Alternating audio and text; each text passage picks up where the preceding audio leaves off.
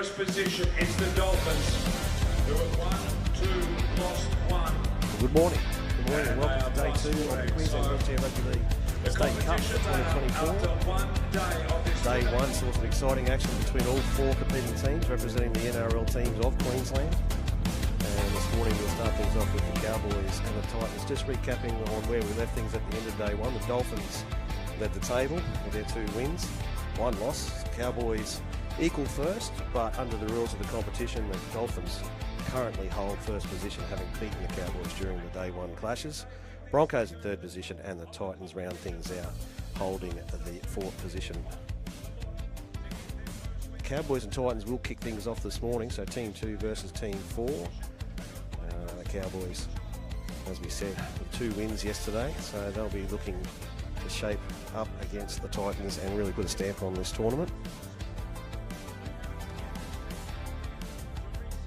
We really have enjoyed bringing you the pictures from the University of the Sunshine Coast, and the men and women competing there yesterday really gave the hardwood floors a bit of a workout.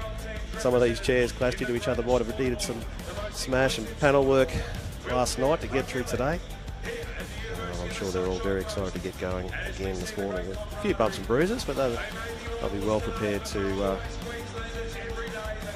get stuck in again in a few short moments. So there was a lot of action yesterday. Just recapping on the top point scorers and top try scorers at the end of day 1. Bailey McKenna and Dan Anstey both got 8 tries. Bailey leads the point scorers with 66 points in total, kicked 17 out of 20 conversion attempts, followed by Dan Anstey from the Titans, who we'll see in action a little bit. Those Bailey with the Cowboys, and Jack Brown, 10 tries for the Broncos. So not surprisingly, some of those international and state level superstars standing out in the tournament on day 1, and they'll be looking to lead their sides again. The Cowboys side: Matty Doyle, David Gregor, Roman Basley, Tyson Barry, Mickey Doyle, Brett Basley, Bailey McKenna in jersey number 7, Anthony Doyle and Charles Joyce. They're coached by Matty O'Donnell. The Titans: Pete Arbuckle, Dan Anstey, Dan Scott, Jeff Wright, Ryan Charles, Keon Teresi, Haley Kruger, Sean Tucker, and they're coached by the player coach, Jeff Wright. So they want to move out of that last place position. The Titans make an impression on this competition early. They've got another game at 10 o'clock where they'll take on the Broncos. And here we go. Underway again from the University of Sunshine Coast through the kickoff through Bailey McKenna for the Cowboys. They're running left to right. Tyson Barry tried to pick that up. Dan Anstey tidies things up for the Titans. So they'll have to, the Titans in their sky blue strip running from right to left. Come out through Arbuckle. Didn't get him the first time in the contact. Barry gets him the second time.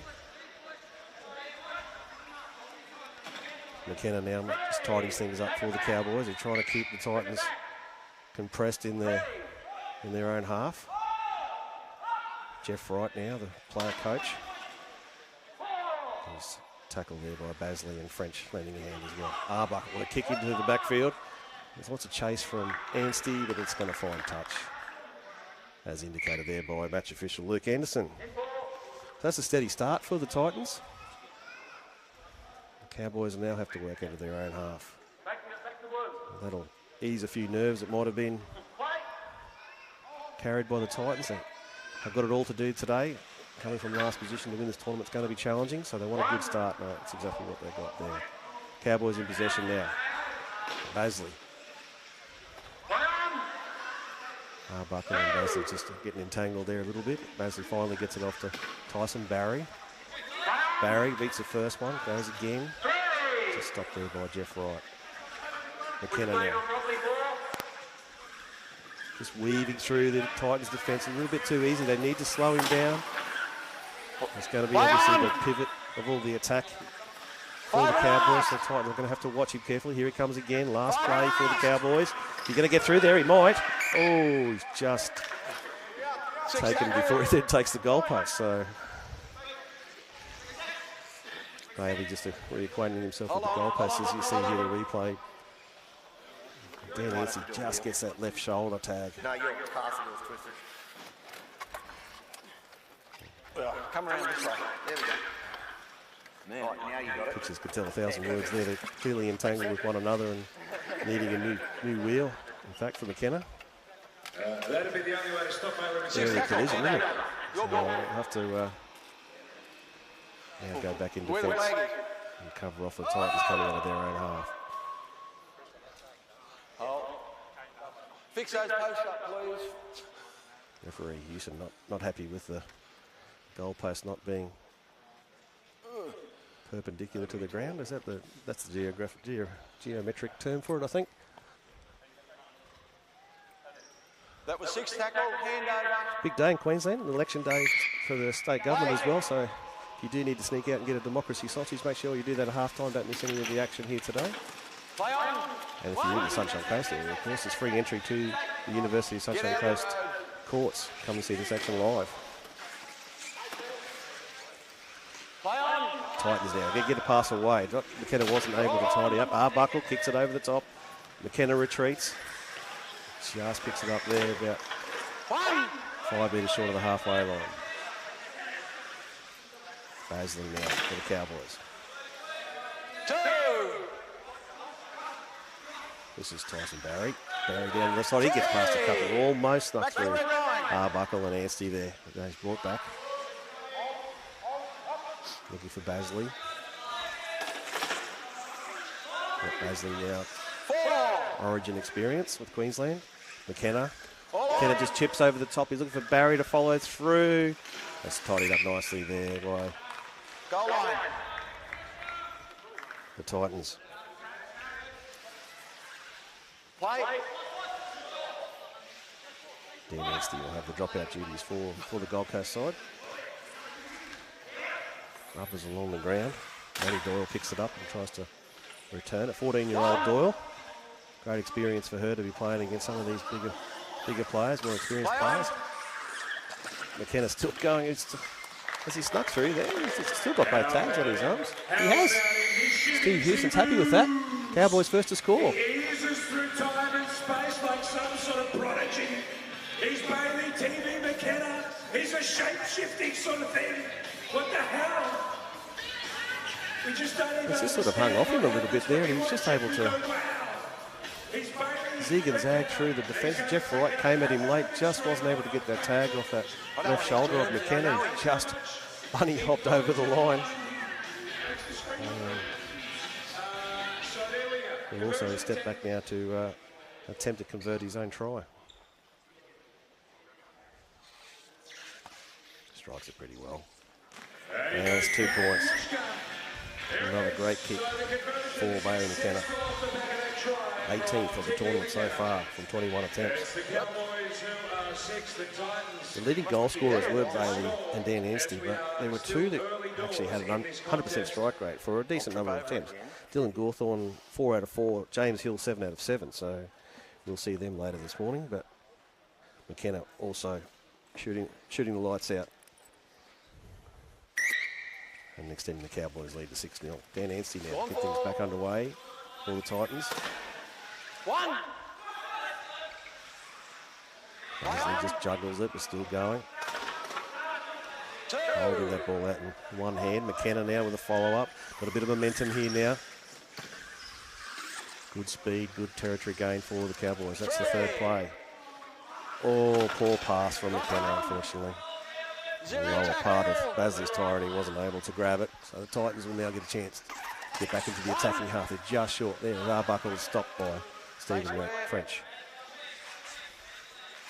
Right, over the halfway line. McKenna stops him. They keep going to the right side through Arbuckle.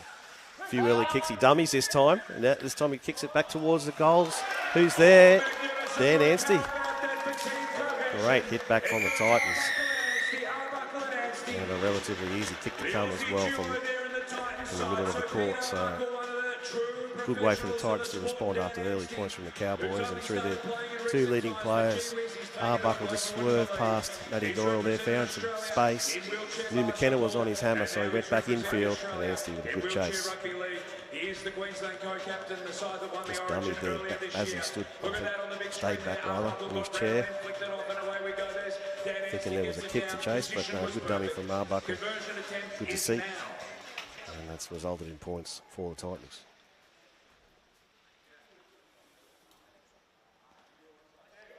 And Anstey does what McKenna did and converted his own try. 6-all. 7 minutes gone. And Skip Anstey are both on the board this morning. So as we have a look at it, tremendous performance from both of them. There you see it again. Basley just hesitated. He thought there was a kick going. McKenna has 72 points. Deceived McKenna into chasing him to the right. Kick back into the infield. Good team play there from Pete Arbuckle.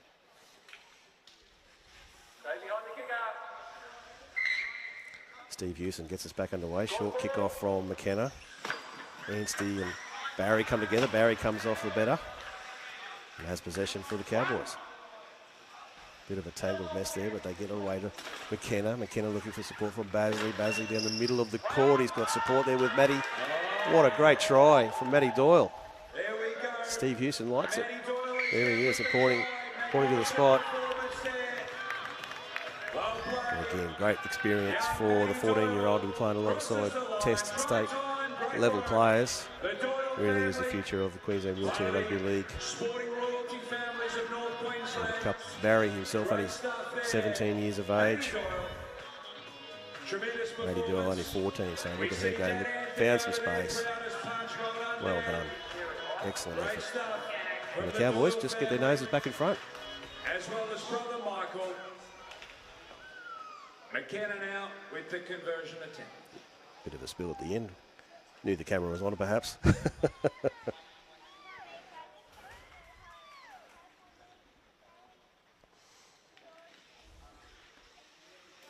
McKenna just eases it over, doesn't it? Makes it look very, very easy.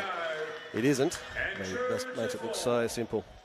12-6 now. So there we have it. The Cows over the Titans. Game 1, day 2. The Titans 6. Cowboys in second position after day 1. Equal first. Under the rules of the competition, will sit second on the ladder to start things off. And they were really, really impressive on day 1. And team try like that indicates why they were. Anstey now gets things back underway. Basley taken by Anstey. Bit of pressure there from Jeff Wright as well. Tyson Barry down the middle of the court.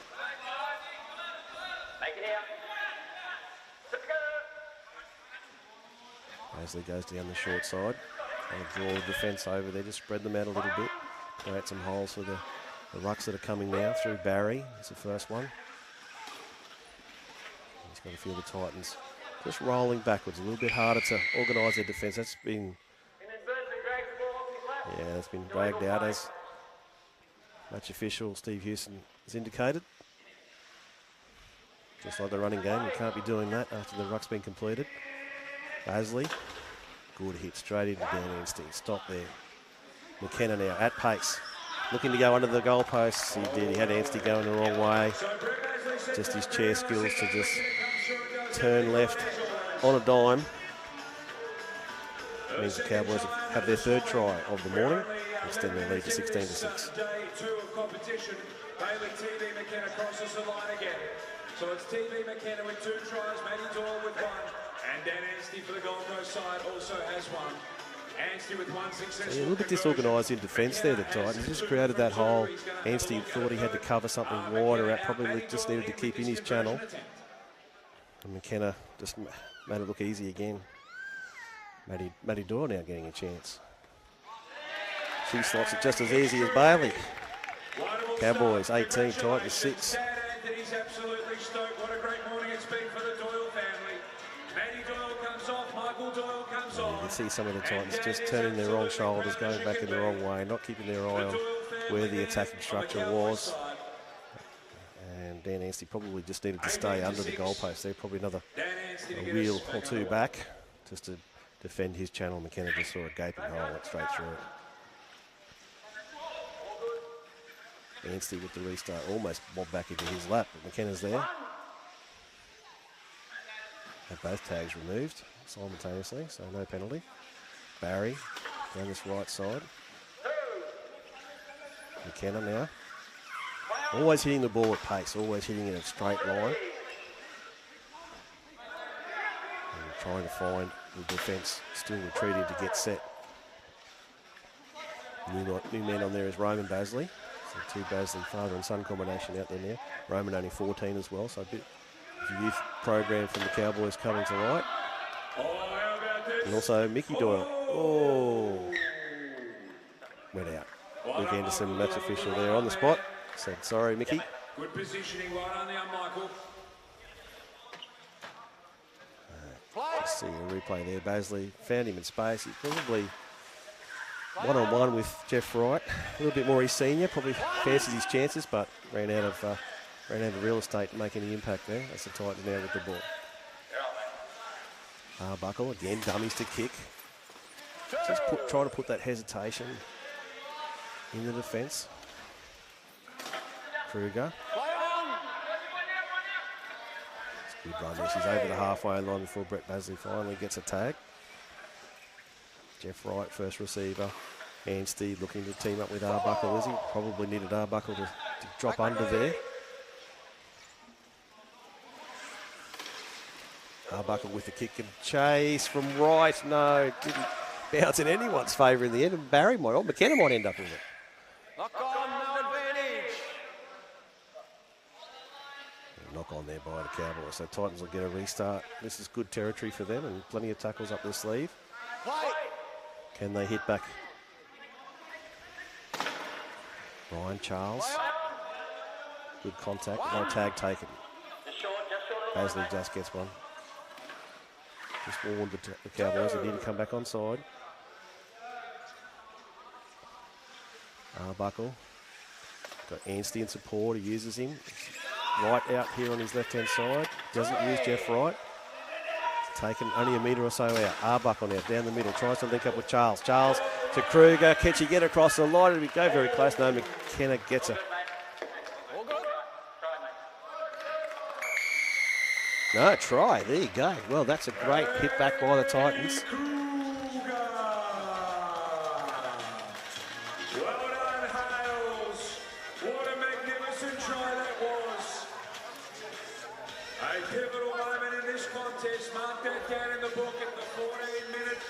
Second mark. It was Hayley Kruger who got over and scored to get the Titans back into this contest. It's just good positional play from Hayley Kruger. Kept out on the tape, on the wing. Created space, dragged in Basley from the wing. McKenna had to cover. Didn't get there in time. Maybe a hint of that left shoulder tag going up, but the referees are on the spot and they gave the Titans the 4 points. And Hayley would be very happy with that effort.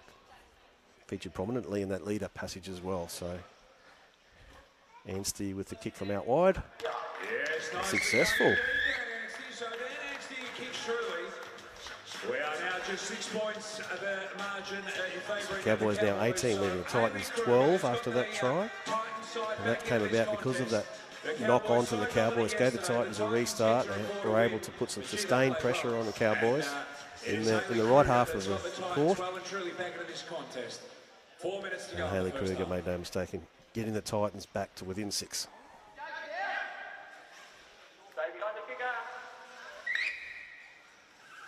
Kenner again tries a short one, trying to, does he, I think Anstey's knocked that on, has he? Yeah, nobody missed that one.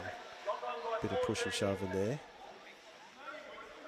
Two Townsville mates just coming together, Basley and Arbuckle letting each other know that it's high stakes. No friendships once we cross the line. Doyle now, he'll go down that left side, met by Kruger and Anstey. Brett Basley, first receive, Arbuckle. Tries to get the left shoulder tag, he does eventually. McKenna now again at speed, he's going to try to catch this defence out on the left edge. He does, find space for Mickey Doyle.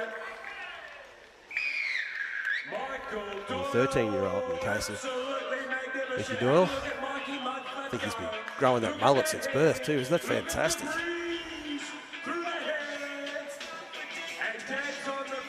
McKenna just dragged them across.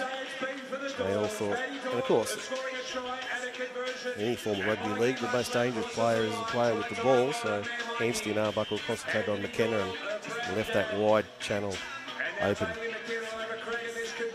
for Mickey Doyle to get across the line for the Cowboys. 12-point lead for the Cowboys, right on the cusp of half-time.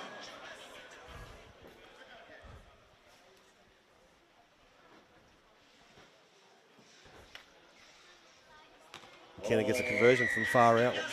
Well done. Extending their lead 24-12. 6 tries in this half so far.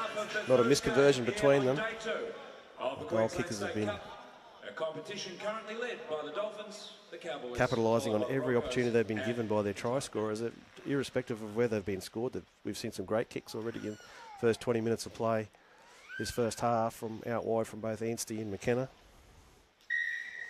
So important in any form of rugby league to convert your tries.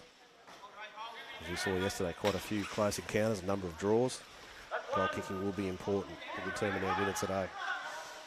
Cowboys now with possession. Brett Basley over Sean Tucker on the field now, is it? Anthony Doyle, I beg your pardon.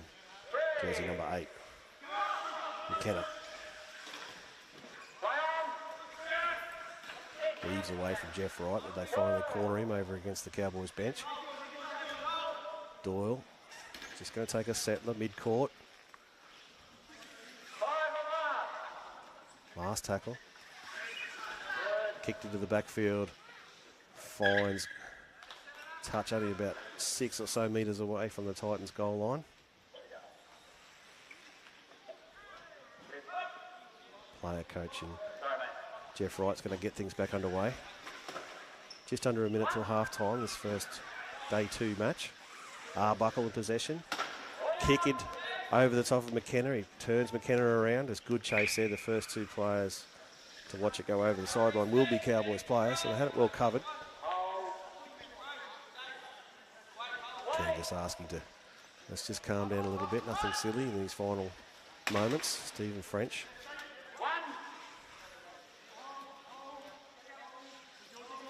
Oh. Dummy play there. They'll let Roman Basley go.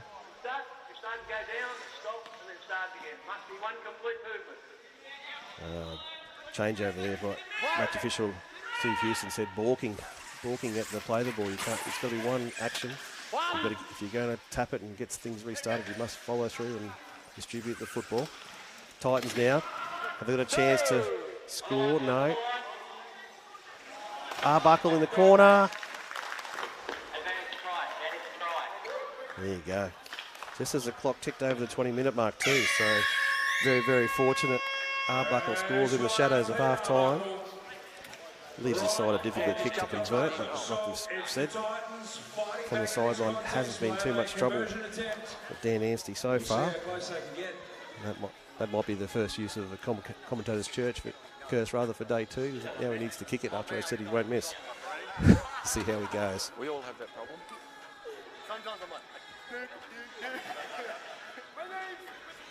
get a bit of stutter to the left.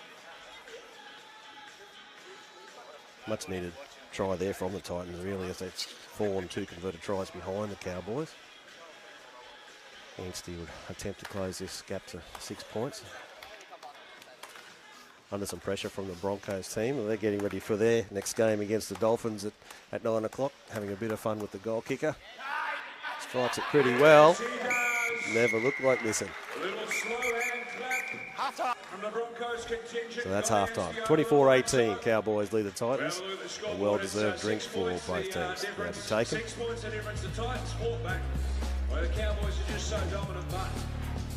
Here's your highlights of the first half of our first day 2 game.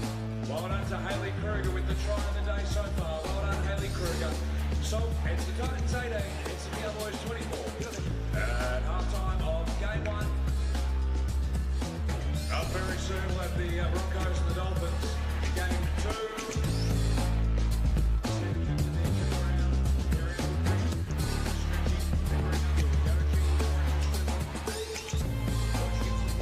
They really did go try for try in the first sort of 10 minutes of the first half. Good try there for Matty Doyle. A couple of youngsters got on the board. Tries and goal kicks. But the experienced crew of McKenna and Anstey and Arbuckle got their hands on the footy plenty of times, and McKenna's led this side to a pretty decent half-time lead. They want to stay top of the table.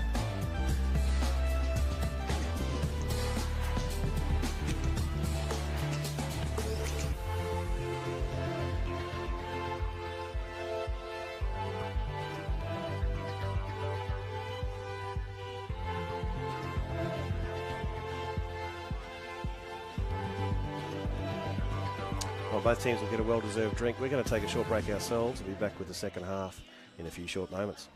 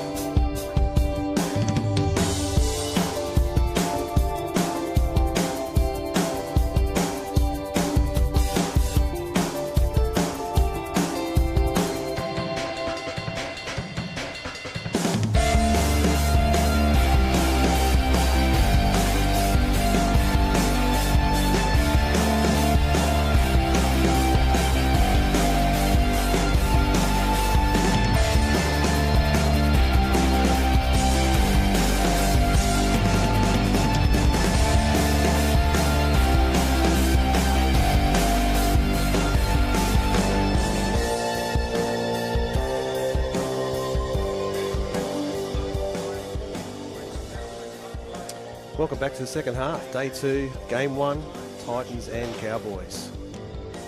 Very, very close first half there with a late try to the Titans, just closing the gap.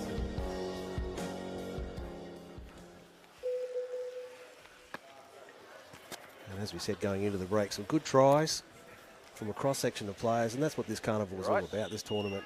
It's experience for the younger ones coming through, the older heads giving it a go for the first time, and the state and international players to get some miles in the wheels as well. We've got a test match series in New Zealand next week for a number of these players. All right, take control. And Jack Brown also appearing for the Broncos. We're keen to make sure that his fitness and skills are maintained. Back underway now through Dan Anstey for the Titans. Kicks things off. Brought back by the Cowboys, running right to left for the second half by Brett Basley. A little bit unwilling to give away his left tag there. Anthony Doyle taken by Wright, only a few metres short of the halfway line. Basley with his second touch already. McKenna, oh, he just ran into a little bit of interference after the kick there, so he could probably just dribble into touch, but kick early there from McKenna. Sign perhaps of the tactics they want to employ in the second half of Titans. The Cowboys, I beg your pardon. And we did get word from the official scorer's desk that one of those kicks was actually missed. So we've given the Cowboys a bit of a haircut in the scoreline. It's only 22-18 they lead the Titans. Early door second half. Ryan Charles now for the Titans. Bumps into Doyle. Two big Titans of this fixture in terms of size. Jeff Wright, player coach. Safety flags, if you see it. Arbuckle at first receiver. Kicks over for Anstey to chase. There's a bit of space there, but Basley first to arrive. And you felt every bit of that collision from Dan Anstey by indications there.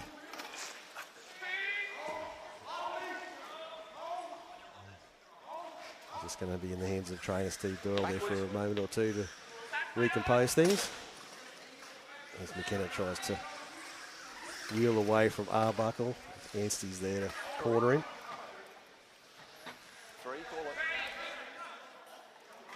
Looking for support now to get things back underway. Steve French. Oh, tips over. Just the slightest of collisions there from Pete Arbuckle, but just enough to throw him off balance. Stay control, restart. Once they get him up, make sure they stay until you say play. Just gets back on both wheels then. Shake of hands between the combatants. Shows no ill feeling. And French will get things back underway now that he's... Wait till the ref. It's a controlled restart. Well, controlled restart, so we have to wait for the ref to tell us it's time back on.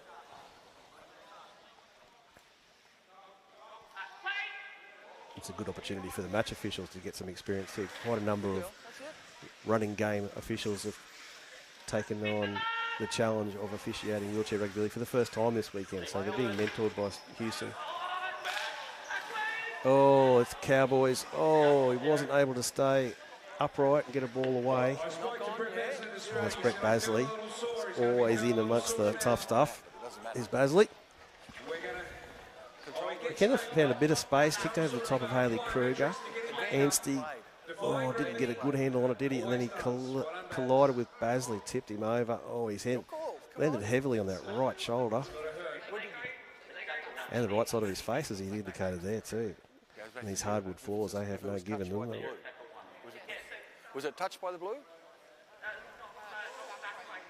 Okay, match officials just have a conference over who should retain the possession, but I think quite clearly it should be the Cowboys. Anstey did knock it on. No, they see it differently. That's all right. Now stay at the play the ball. Buckling, elusive. French, Barry trying to get that tag. Kruger. Oops. Got a few good touches in the first half. 2. Bumps into Bailey McKenna there, that's where he should stop. Looking for Wright. Jeff Wright. Trying to get that halfway line. Just gets it. Arbuckle now at pace. He weaves away from McKenna through some dummy to kick. Oh, Anstey just found himself fractionally in front of Arbuckle, so he couldn't take the pass. Okay. So 4 minutes gone in this second half. No change to the halftime score. 22-18. Cowboys lead the Titans. Cowboys in possession in one of their alternate strips, like your traditional navy and gold. Barry down the middle of the court, stopped by Arbuckle and Wright. Oh, McKenna just fumbles it. So that'll go back to the Titans. Double knock on, but Titans are the first to... I beg your pardon, the Cowboys were the first to defend there, so the Titans will get possession. All Charles.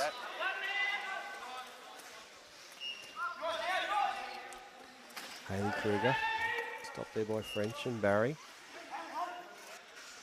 Oh. Unfortunately, Jeff Wright wasn't able to hang on to that pass from Haley. It's gone to ground, so the Cowboys will get possession now. 7 or 8 metres out from their own try line. Steve French, stopped by Arbuckle.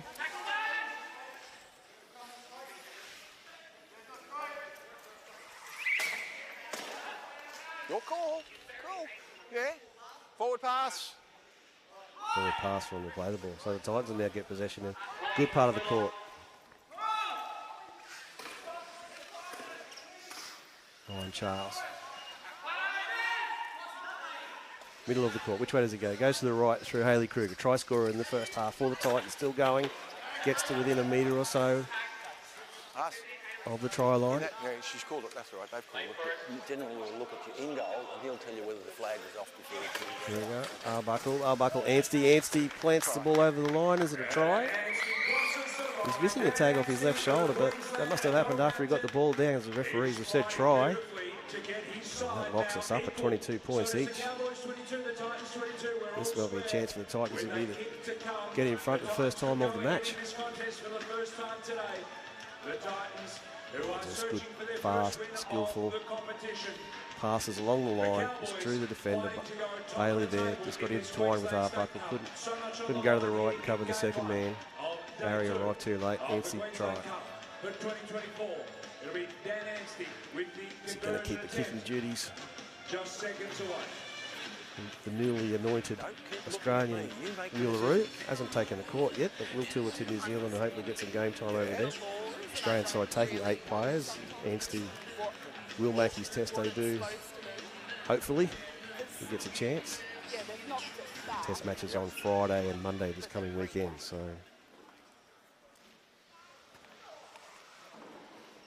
There he goes. Puts it over quite easily. The Titans now with their noses in front. So quite a confidence builder for Dan Anstey as he gets on the big jet plane to New Zealand next week.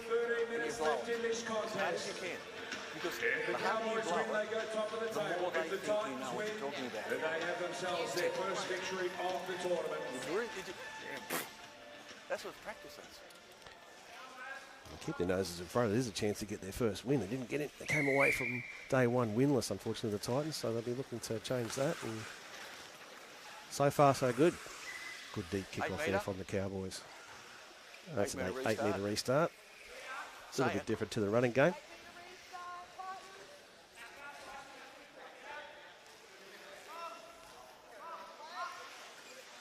There we go, Ryan Charles, first hit up for the Titans from that restart. Arbuckle trying to use those swerving hips of his. It's got Barry retreating backwards. Bailey comes in and gets him.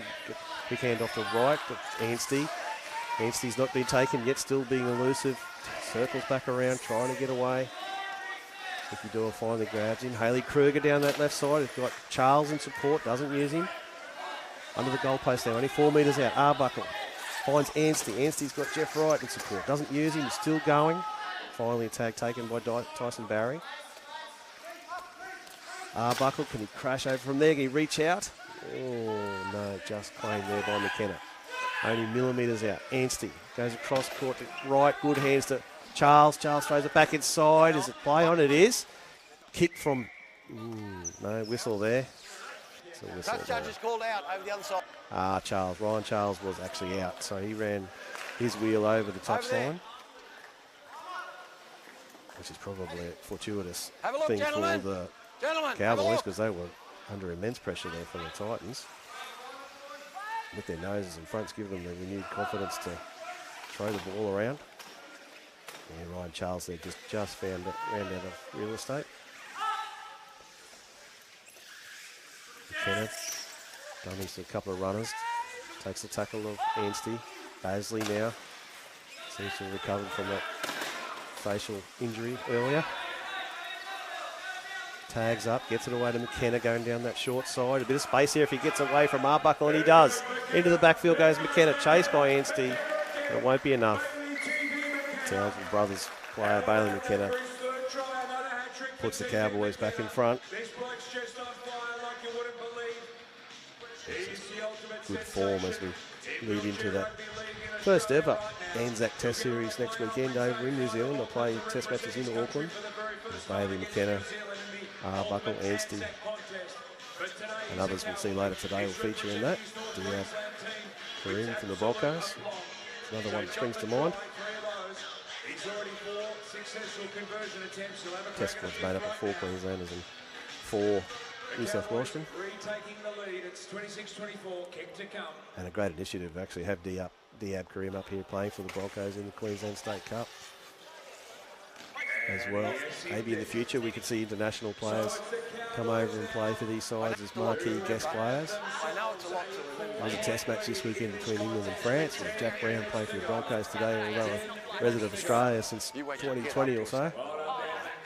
It'd be wonderful to have a few more over here feature in these competitions, and what wonderful experience that would be for our emerging players as well.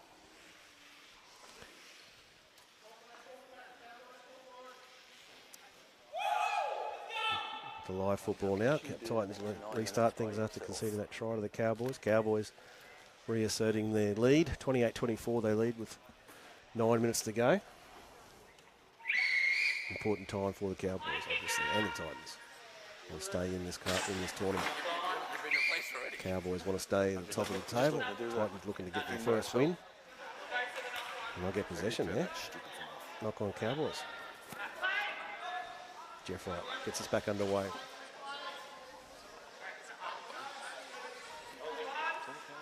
Haley Kruger. Just with a little bit of a set. They're just trying to organise things. What have the Titans got in mind? Have they got some set plays? Have they been able to come together quickly enough and work out some set moves? Here they go across. They've got some space for Anstey, and he goes over. Well, that's a lovely try. Combination of Arbuckle and Anstey really sort of kicking into gear. So it's Dan Anstey who draws scores level. McKenna and Anstey putting on an absolute Just drag that defence over to the Cowboys' right-hand side. As you can see, Matty Doyle was the furthest left-hand side player and left a little bit of a channel there for Anstey to get around her and still have enough space to find a try in the corner. The Queensland co-captain, who will now have a crack at a conversion to put his Titans side ahead. With the speed of these players and the chair skills of individuals, at times you've just got to spread a little bit wider. A little bit wider so the inside players can cover through their chair skills and speed and cover off the ability for opponents to run around the outside of you. So a little bit of a lesson there, I guess, in defensive structures for Doyle. As Anstey just makes it look real simple, doesn't he? Just guides it over nicely. We are now 7 minutes to go. 30 points to 28. The Titans now back in front. The Titans are up by 2, 30 to 28. Dan Anstey now with 3 And this has tries just been and 5 conversions. really Bailey reflective McKenna, of the entire 3 carnival tries this weekend, and these 4 close conversions. encounters between Bailey McKenna to get us back underway. It's all 4 38, teams at times. 7 2 minutes draws to we go. had yesterday. The Titans up Titans by leading 2. here by the 2-point margin. 7 minutes to go. Bottom side leading the second place team, so it's really anybody's state cup if they just string a few wins together. They've each got 3 games today. They'll play every other opponent in the competition for a second time today. Everybody played each other once yesterday. Same draw again today. No final series, first past the post. And that, if drawn on competition points, they'll be separated by the ability to have beaten one another. And if that's tied, if they've beaten each other once each, then on points differential, the winner of the state cup will be determined. So it's important to get your wins, but also to get your wins by some good margins in case that points differential comes into play. Ryan Charles now for the Titans. Hayley Kruger just bunny hops away from Brett Basley. Still can't have the tag taken by McKenna. Arbuckle, Anstey. Feel like I've called that combination more times than I care to remember, but that time it didn't come off. Anstey's dropped it as the try line awaited. And you can see there Doyle was waiting a little bit wider, so she has learnt from that previous try. Yeah, just putting a bit more chair pressure on Anstey, and seeing her in his peripheral vision may have contributed to him to fumbling that ball. Tyson Barry just glides his way through, almost beats all 3 players there. McKenna now trying to get that halfway line. He does, over the halfway line, past Arbuckle, past Anstey, past Kruger.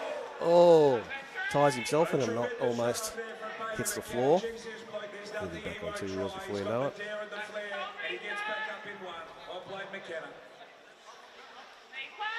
5 minutes left. Cowboys playing from behind. Basley taken there by Jeff Wright. We'll try to spread them to the Cowboys right, are they? Or McKenna goes himself. It just gets through Arbuckle and Anstey. The smallest of gaps was left there. Raised his right hand as if he was going to pass the ball away. And Anstey's eyes might have just drifted to what was coming next.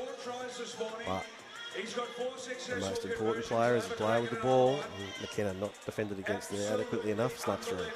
Try under the post. So gives himself and his team an easy kick at goal as well. He's prime time, and he's about to have a go now at what would be a 5th successful conversion attempt as the Cowboys retake the lead.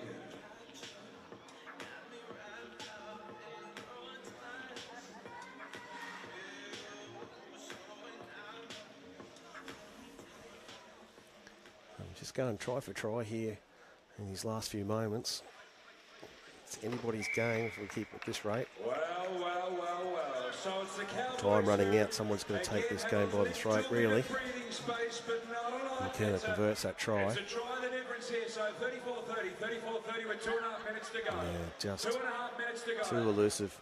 McKenna got through Arbuckle pressure from the inside. Anstey went to the outside player, and they just weren't able to grab that much needed tag to slow him down. To get us back underway.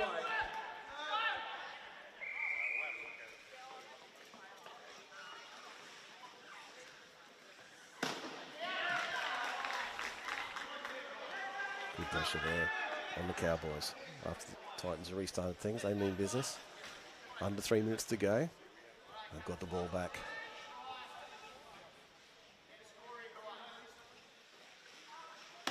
Yeah, Basley just ran out of space there in the replay, didn't he? So Ryan Charles. He's going to go down the short side through Kruger. She needs to watch that sideline. Match official Luke Anderson's got a key eye on that blue tape. Make sure no one goes across it. Right at first receiver. Arbuckle. Anstey on his right. Does he drop under? There's a bit of space here. No, tag taken. Anthony Doyle got a great grab on his left shoulder. He's spilled there, Anstey. Is he okay? He's knocked the corner flag out. No, he's back upright.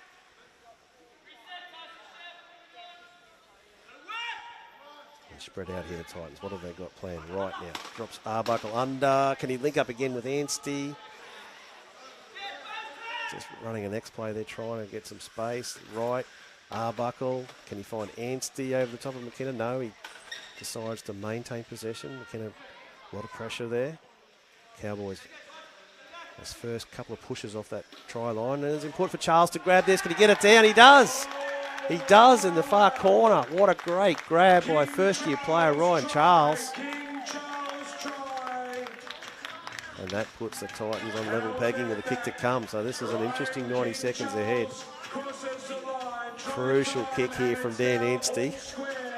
But what a wonderful try. Led by that kick cross field. Oh, great hands. Ryan Charles just on the fingertips was able to drag it in.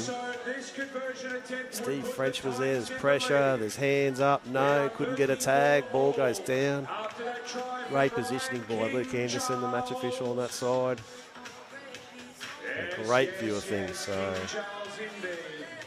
yeah, tactically, does Anstey take as long as he can with this kick, or does he try to kick it, get possession back?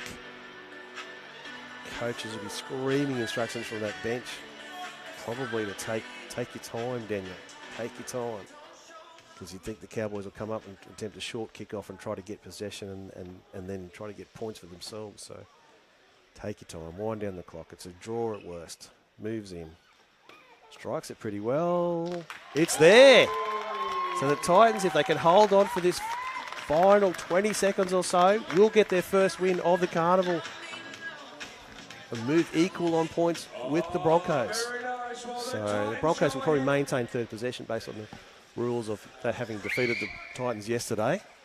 Kick-off from the Cowboys. They go long. Well, that's unusual. I would have thought they'd go short. There's the hooter. Ball safely disposed of by Arbuckle, and he's happy. And is he so pleased? So pleased to get that first win. Titans 36 have defeated the Cowboys 34. We've got the second half highlights for you coming up right now. It was the Titans 36 to the Cowboys 34. Full-time, game 1, day 2 of the Queensland State Cup. The Dolphins remain on top. It is the Dolphins. Second half really was try for try. This one of Anstey's efforts. McKenna then followed it up, charging the Cowboys down. He went around Arbuckle if he wasn't there. Good pace from McKenna. At that stage, you thought the Cowboys were going to do enough, but the Titans never gave up. The pairing of Arbuckle and Anstey was prominent. They got a good try there on the right-hand side.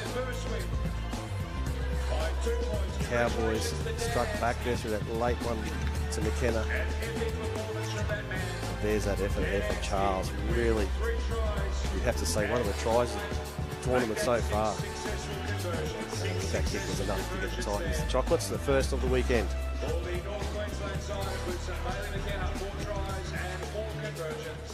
So that's a great win by the Titans. We're going to get set for the 9 o'clock clash between the Broncos and the Dolphins. And now we have the Broncos and the Dolphins on court. I see John Clark there. I see Corey Mosley. And there's Wilson doing that.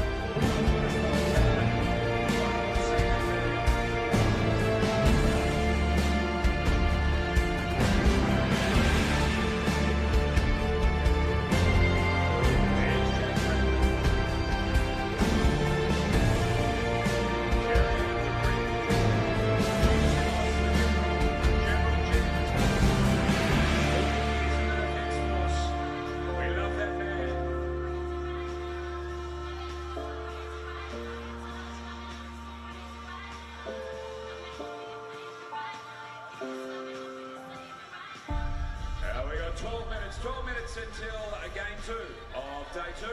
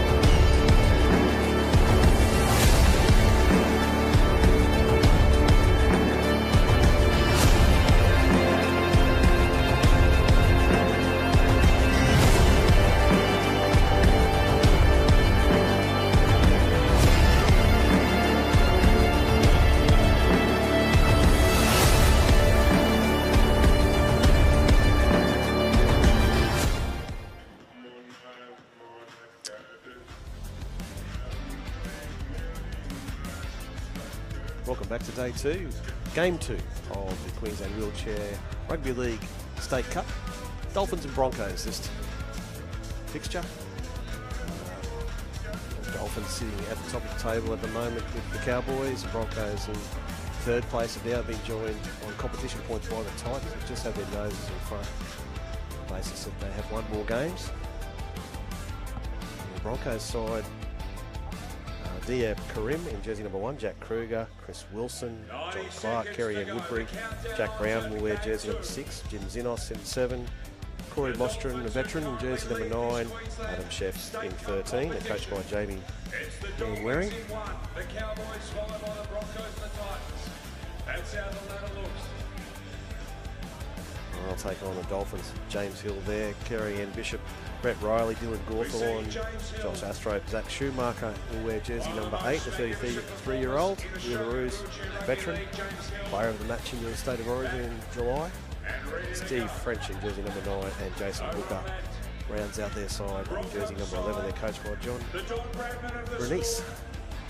Jack Brown, we'll call him Jack Bradman today. So Jackie Brown, who is indeed the first ever gold. Wonderful pictures that we're able to bring you from the University of the Sunshine Coast Arena. And another successful Origin. Very, very close tournament with all these 4 sides so far. Had an exciting start to things on day 2 with a very close encounter between the Titans and the Cowboys. But the Broncos and the Dolphins will do battle here next up. Diab Karim, Corey Mostrin, and Kerry Ann Woodbury. Alright, you got to be friendly. It's my first time here. A couple of players who stand out for both sides. Diab Karim, New South Wales State of Origin representative, Australian Wheelaroo, wearing a Broncos shirt this morning. Jack Brown, obviously, jersey number 6, former winner of the Golden Boot for Wheelchair Rugby League internationally. We'll get underway. The Dolphins kicking to the Broncos. Broncos in possession, running left to right with their maroon and gold strip. The Dolphins in one of their alternate strips. As Jack Brown finds some space already early on, and he goes around the outside of the Dolphins and scores a try under the goalposts to get the Broncos on the board within the first 18, 19 seconds, I think it was. So exciting start for the Broncos.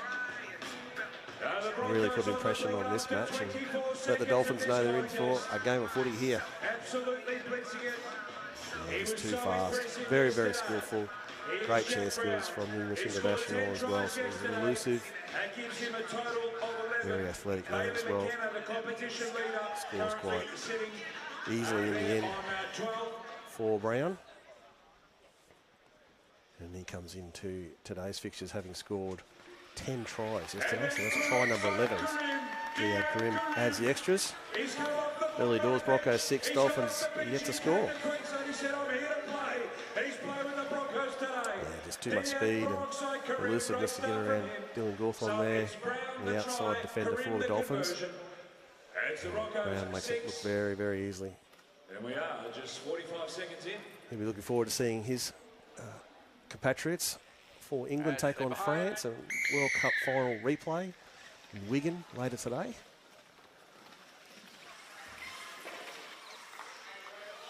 Wish both sides over the English and the French the very best of luck. Brown now in possession for the Broncos. Karim down the middle of the court, tag taken by Steve French, who finds himself in a bit of a tangle there. Get back into the marker position. Brown on the left side comes across the ruck. Hang on. 3 there. That's a wall. John Clark, he's taken just on the halfway line. Brown, first receiver. He's got Karim on his left. He goes to the right. 4 there. Stopped there mid-court by Jason Hooker. That's 5th and last. There's Corey Mostrin there in the shorter haircut than what we're used to seeing from Cozza. Karim kicks across field rather. Oh, Brown just couldn't get a handle on it. Just bounced up straight into his chest, but wasn't able to get possession. Good pressure there from the Dolphins as well.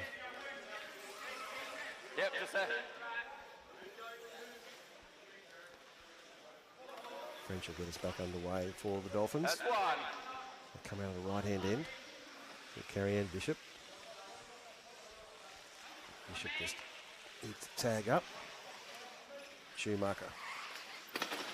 There's a couple of Hacksters Exactly, chairman of the Queensland Wheelchair Rugby League, so he'd be pretty happy with what he saw from an administrative point of view on day one. Go. And also with his Dolphins sitting on top of the table too, he'd be a pretty happy man whichever way you looked at it. He's with the ball there, he gets it away to Hooker. Hooker just, did he lose possession? Did he grubber it forward? Brown tidies things up. Yeah, no advantage. It wasn't knocked on there by Hooker. Just up, yeah. Yeah, about that. So Just Brown wait. Yep, starts wait. to get things back underway for the Bronx. It's carrying Woodbury in possession. Woodbury looking for Karim. Then finds Mostrom. 2 there. Just loses his right shoulder tag there to the Dolphins. Brown dummies to kick, goes himself. 3 there. Very elusive, quickly onto to the left wheel. Karim now tries to get around Schumacher. Just gets a grab. Schumacher stays the mark. Match officials ask Karim to retreat to the correct positioning. Mostrom. To 5th and last. Picked off by French. Last tackle for the Broncos. Brown down the middle of the court. Round one is still going. He's got help there from Clark, and Clark will score. Try number 2 for the Broncos. Just feeds off the English international there nicely. We talked about in game 1 earlier about the exceptional opportunity for people to play alongside the likes of Brown, Schumacher, McKenna, etc. And that's what John Clark did there, exactly. The right ploy, just stay close, follow him, push forward, keep spinning those wheels in the right direction. Tries will come.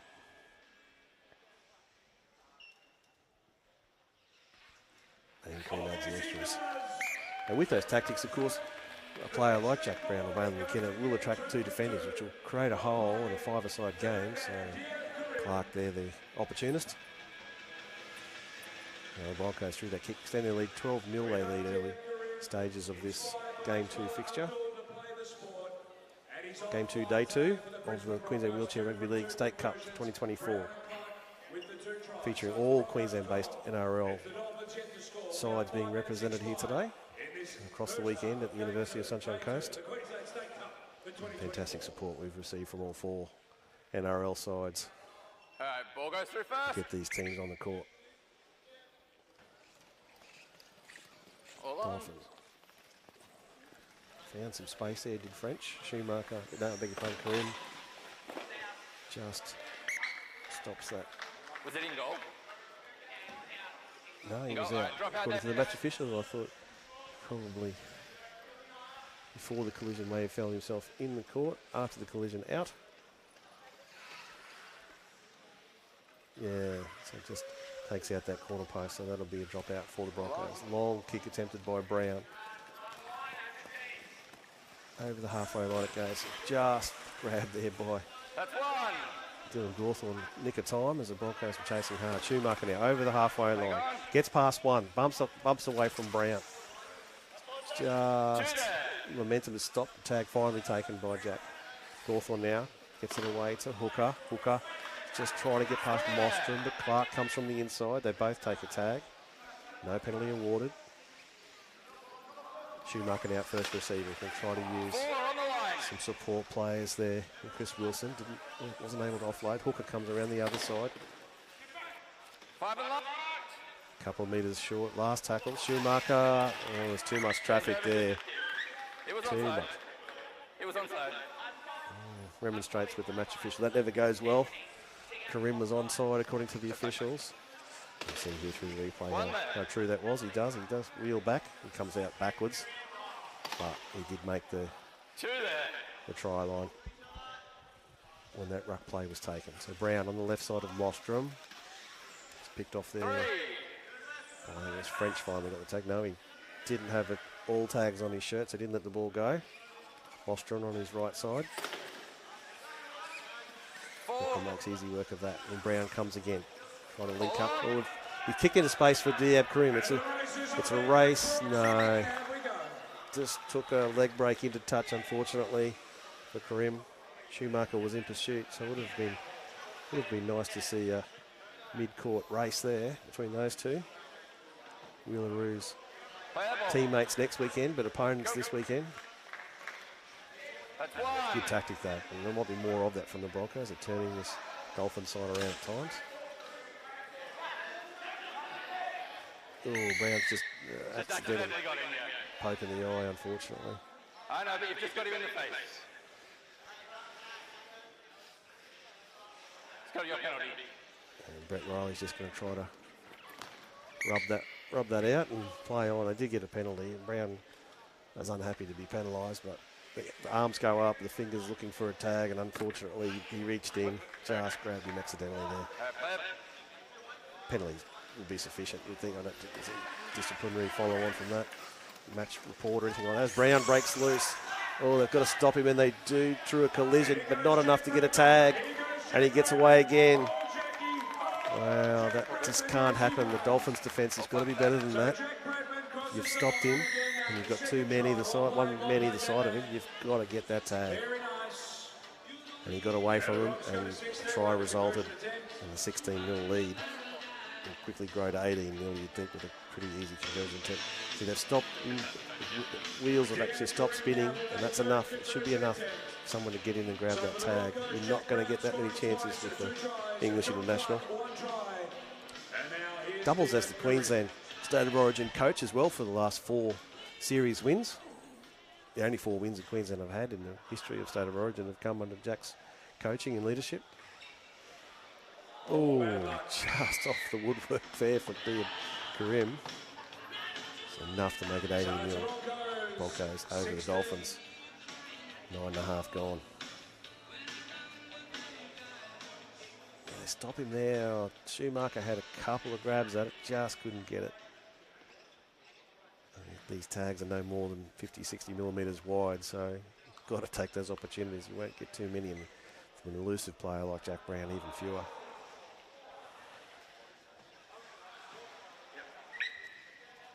Schumacher now gets us back underway. Bounces on the point of the football. He collides with Karim. 2 number 8s come together.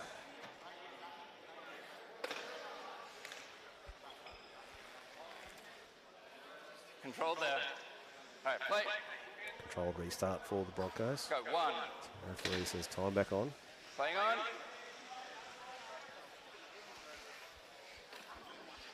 Finally get a 2 tag there. off. Broncos player, I think it was Chris Wilson. Brown, dummies. Goes back around, circles back around, finds Schumacher in front of him, no space there. James Hill now on the court for the Dolphins. A very similar player to Brown, not quite in the same class, but very similar It's 4 in there. skill. Go. Jack Kruger also makes his first appearance for the Broncos this morning, jersey number 2. Now bring it back. He's in possession there, will restart things. Last. They've got runners left and right, they go left. 7 is Jim Zenos. Hold on. Brown, he's going to do it all himself as he kicks over the top, tries to regain the football. It's still loose, it's anybody's ball. Kruger comes, he grabs it, just goes out. It's going to be Dolphins ball. Yeah, he didn't lose a tag there and he went over the touchline, so that's a changeover in possession. Yep. Yeah. Riley now seems to have recovered from that accidental finger poke in the eye. Go.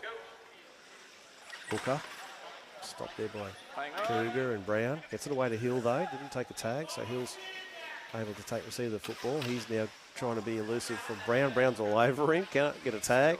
Kruger comes, doesn't get it. 1 there. Brown finally gets his right shoulder, so it's just get a little small taste of what James Hill can do for these Dolphins now that he's on the field. Schumacher stopped. Go. Hill comes. Oh, pass back behind him. Backwards. He'll retreat and get it, but so will Brown and get him, you'd think. No, still no tag taken. Gets the ball away to Hooker. That's excellent play from Hill. If he can get some space. Go, 3.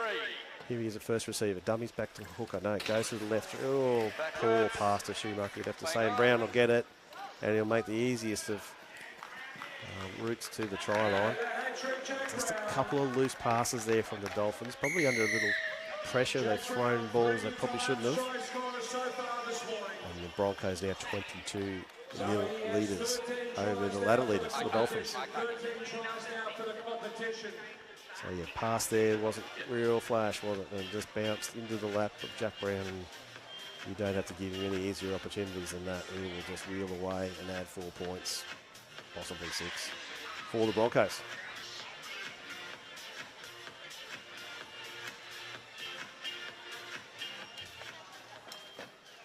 The Dolphins nestled below that, behind that try line. Good conversion there from Kerry Ann Woodbury. Straight over the black dot. 4 tries, 4 goals, 24-0 the Broncos lead the Dolphins. And just a replay there of a falcon almost there from Schumacher. Went through his hands and into his forehead. It's just far too easy for Brown. And it's now Kerry Ann Woodbury on the board. Brown lists his sporting goals as wanting to be the man who wins the most World Cups by the time he retires. So still has that thirst to climb the steepest of mountains, win the World Cup. There'll be a few Australians that think, why couldn't you use your citizenship and residency to play for Australia? But I don't think that's in his future. He's a proud Englishman, even though 4-year tenant of Townsville. But lovely to see him out here play for the Broncos at the very least. There's the Broncos there. Oh, kept possession? No. He's reeled to go with the touch. Just on the line there. It's an unfortunate restart after points for the Broncos, but this is exactly what the Dolphins need. They need a bit of a change of luck, a bit of a circuit breaker. Possession down the Broncos' end of the court would be lovely. James Hill now, what can he do for his side? Try to run some plays, push the Dolphins forward, turn the Broncos around, get them a little bit disorientated in organising their defensive line. 2 there. Brown just got... Did he get a tag as well? No. The ball came out. Schumacher claims it was stripped out by Brown. No. Play on. Brown now in space. He's going to circle back around and link up with some of his Broncos teammates, is he? No. A couple of collisions in the backfield. Schumacher and Kruger, I think, came together. Just going to wait, guys. Kruger was turned upside down a little bit. He's been helped back on... to all wheels and upright. Go, 2. Clark, back to Brown. Brown's got some support here as well. Doesn't use him. Go. Schumacher a little bit interfering with the ruck there a touch. Lucky not to give away a penalty as Wilson.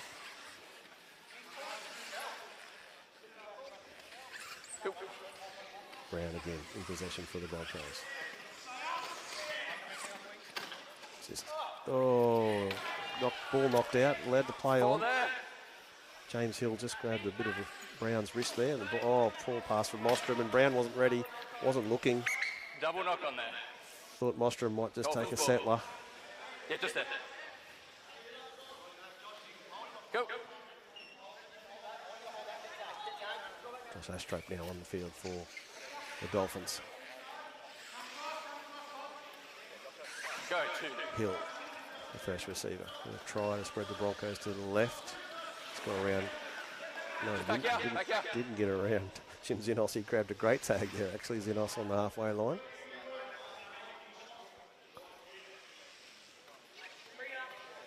Go, 3. Bishop. He's over the halfway line. Gets the ball away to Hill.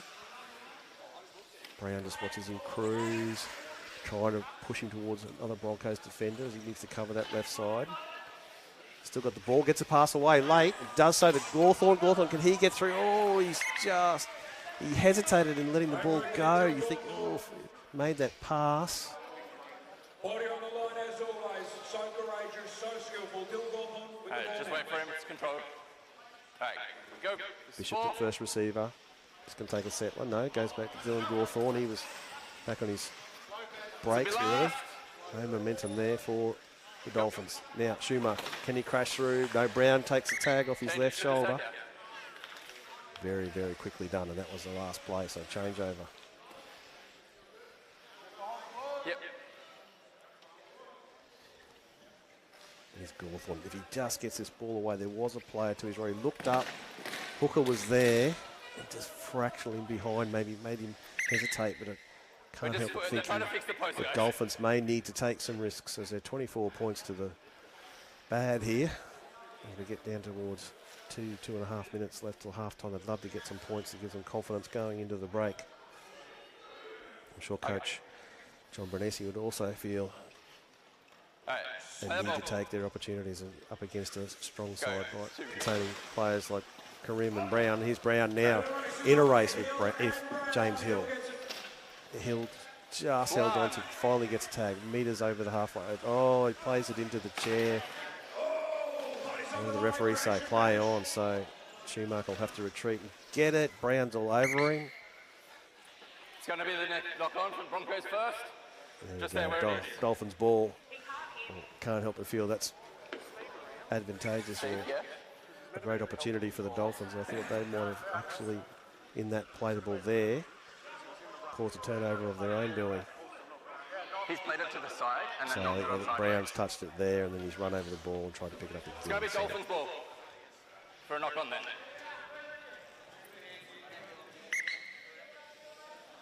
Hawthorn with the restart. Hill finds Bishop. She's looking for another player. Decides to hang on to it.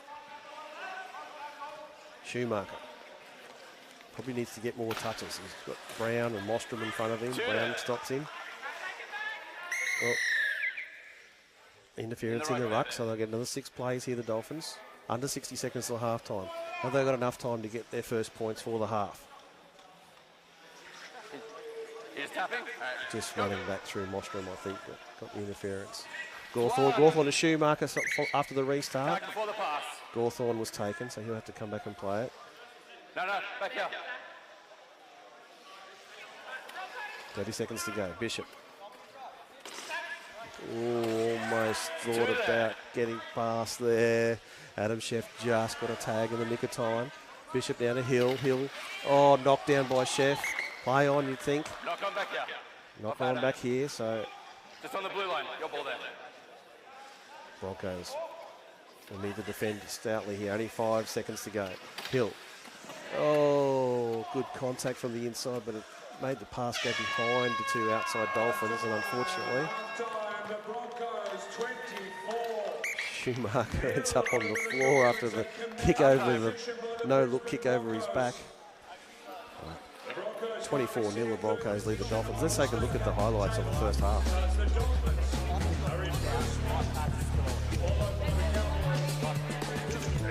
Brown's been dominant, hasn't he? A lot of touches in this first half, and he started things off with a skillful weave outside the Dolphins' defence. And after that, it's really been one-way traffic, unfortunately. Interesting coaching tactics that they did use James Hill from the beginning. When Jack Brown starts the game, you think you'd like to have a single player out there marking him. You can introduce Hill until later in the second half, but then I think the Broncos were up 18 nil. So here's Hill now. Just a poor pass there to that last try of the Broncos. Brown makes those chairs look like they're just an extension of him in some ways. So, good first half for the Broncos. Plenty of work to do for the Dolphins. We'll get a well-deserved drink. We're going to take a quick break and come back with the second half in a few short moments.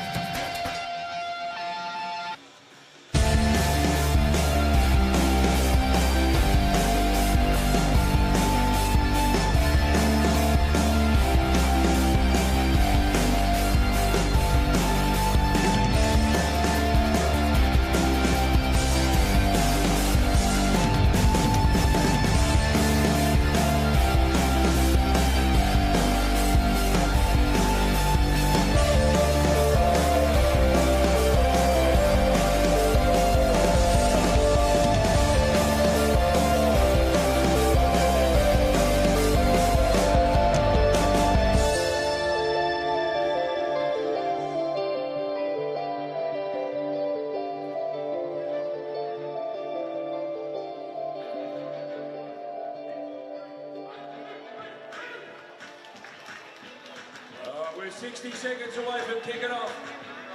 Second half here. The Dolphins with all ahead of them. A 24-point differential is what. Well, welcome back after half-time. It's been a very dominant display by the Broncos in Game 2 of Day 2 of the Queensland Wheelchair Rugby League State Cup for 2024.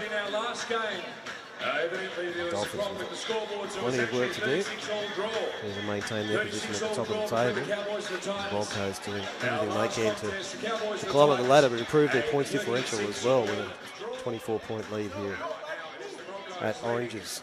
Change of ends has meant the Broncos now run right to left. They have Green back on the court. He's going to take the kick-off, it would appear. And Coach John Bernesi had some good time there with his Dolphins to encourage, motivate and steer the ship to away from these choppy seas that they've faced so far. Let's see if he's had any impact. The Dolphins are first in possession through Steve French. French off to Jason Hooker. Hooker finds Hill on the left-hand side, trying to link up with Gawthorne. He does. Gawthorne in space. Does he get it around John Clark? He does. And the Dolphins will get on the board. If he gets his ball, then he does. Right under the black dot. Makes an easy kick for his team. And we finally see some good news for the Dolphins. And we'll see it within 25 seconds of half-time. So whatever the magic motivational speech was from John Bernesi, it's done the job. Just a little bit up this way, yeah. Looked easy in the end, didn't he? Doing Gawthorne. He's going to get the ability to convert his own try. Steers it through. Nice one. Dolphins now 6, trailing the Broncos 24. So excellent start. Just what the doctor ordered for the Dolphins. The Broncos just not covering outside of James Hill there. Karim was the widest player. John Clark not able to cover from the inside. And we're playing 5 chairs on 5 chairs. You've got to cover the width of your court. Don't get too condensed in the middle or towards one side. Those channels open up for players of the calibre of Dylan Gawthorne and his chair skills and speed. Made that look very easy. So, an action replay of what we saw 90 seconds ago. Kick-off for the Broncos to the Dolphins. It's going to be controlled there. We're going to control restart here. Jack Kruger just needs to get himself upright. Back in the marker position. Time back on. French to Hooker. Go, 1. Jason Hooker. Stop there by Karim. Kruger. Karim lists his sporting heroes as Sonny Bill Williams. There, as Gawthorne just burst straight through the middle. Somebody left the front door open, and Dylan Gawthorne just went straight through a gaping hole. I'm not sure the Broncos have come out since half-time. The Dolphins have just gone bang, bang, 2 minutes gone. And that man, Dylan Gawthorne, has scored both tries, really scored both goals. Just to keep the scorer's job a lot easier. Yeah, was it Clark in the middle again? Just didn't wheel back. Kruger didn't come from the inside. A little bit disorganised. Yeah, both those players there, you can see Kruger and I think the other player was Chris Wilson, just trying to organise themselves in defence. By that stage, Gawthorne is through and also converted his try now. Dolphins 12, only trailing the Broncos 24. Yeah, Kruger didn't come from the inside. Clark was manning the Dolphins on the outside of James Hill. Good heads-up footy from Dylan Gawthorne to see the hole and go straight through it. The Broncos need to be better there. A defender on that right-hand side needs to be in position and marking up a lot better than that. Karim with a high restart. French just loses his right shoulder tag, finally. Hooker, he's had a lot of touches. Now he's in the backfield. The Broncos' defence is just leaking tries as the Dolphins will just roll away here and add to their 3rd try in the space of 3.5 minutes. Wow. Broncos coaching staff, Jamie Manwaring, Jacob Scott, they'd be scratching their head. They're probably looking at get Jack Brown back out on that court because I think his interchange of Jack has left a gap there in the middle with communication or whatever it is, organising that structure there against that A defender. Kruger went left, the opponent went right, so and James Hill in support of Jason Hooker as well. So cheering him on the way home. The Dolphins have come from right support to back in this contest. It's only 6 points the difference now. So a great second half start by the Dolphins. Here they go again. It's just a swerve to the left, enough to get through. Wasn't enough cover there from the right side of Chris Wilson either. So good hole spotting there by Jason Hooker. And reach the dividends. And Jack Brown back on the court predictably. Can't leak 3 tries like that and not make a change. So Brown back out there. And he just picks off Brett Riley there, just taking his right shoulder tag. Dolphins, Hill circles around, trying to get the defence to move forward up on him and then get a runner. And Gawthorne now with quick play the ball. Gawthorne stopped by Karim. James Hill dummies to French, goes himself. Had Bishop in support, didn't use her. And now he's got the Broncos defence all clumped in the middle there, so he's just trying to drag them all in the middle, then send Dylan around the outside. Gawthorne gets the halfway line before Clark and himself become entangled. He gets away from John Clark. Brown finishes it off. Last play for the Dolphins. Kick from French. Hill's gone around the outside. Can he get the bounce? Can it stay in play? It does, and a diving effort. Touch judge is happy, I think. Thumbs up. And as he hurt his wrist and putting the ball over the line, some of these players can land really heavily and damage their wrists or fingers as they hit the ground with all that forward momentum. Onside from the kick, a good chase. Only had eyes for the football, had second bounce and just dives over. Wow, that's a very, very good try.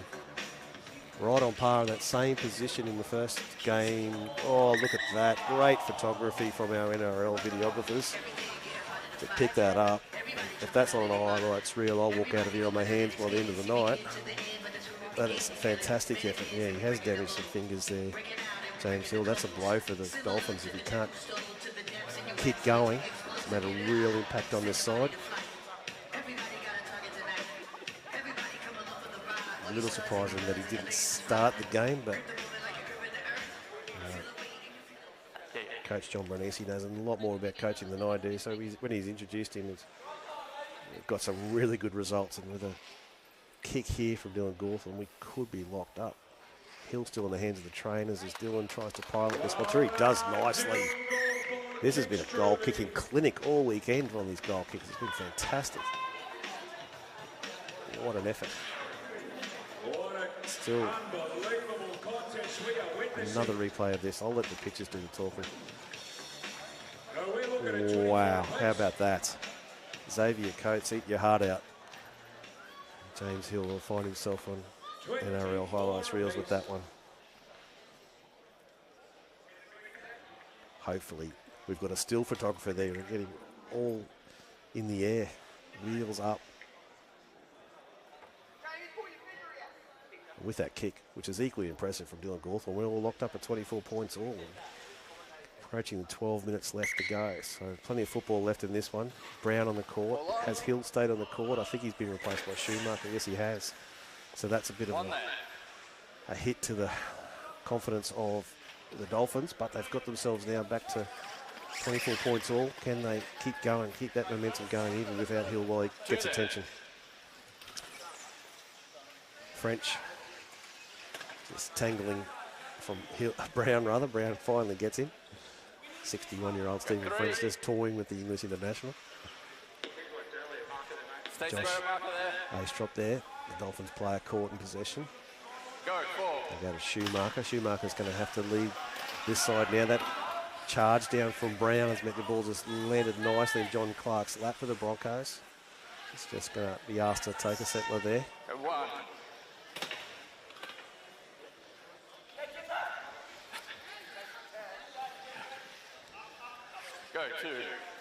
Broncos through Jim Zinosket. The ball away with Brown. Brown circles around. He tries to get John Clark into some space, but French was there. Yeah.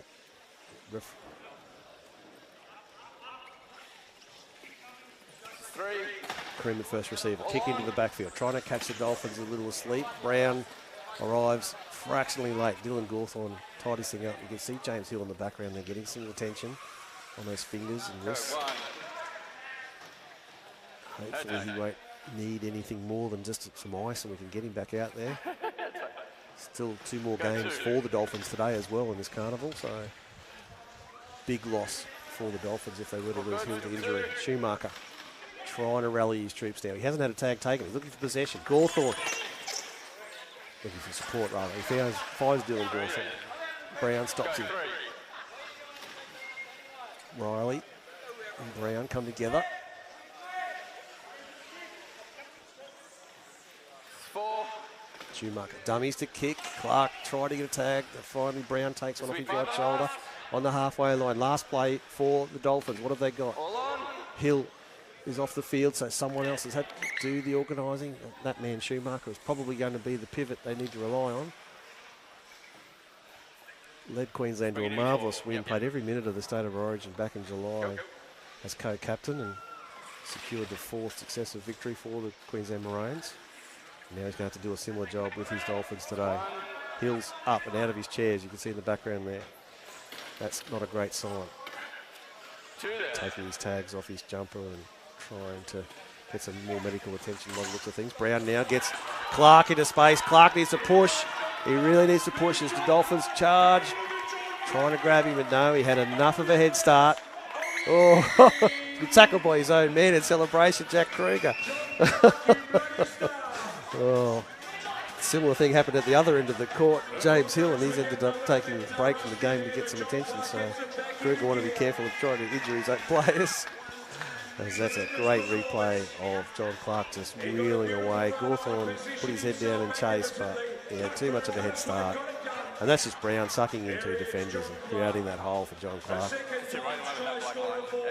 Did really well. As there were some staunch chases. Oh, just cut.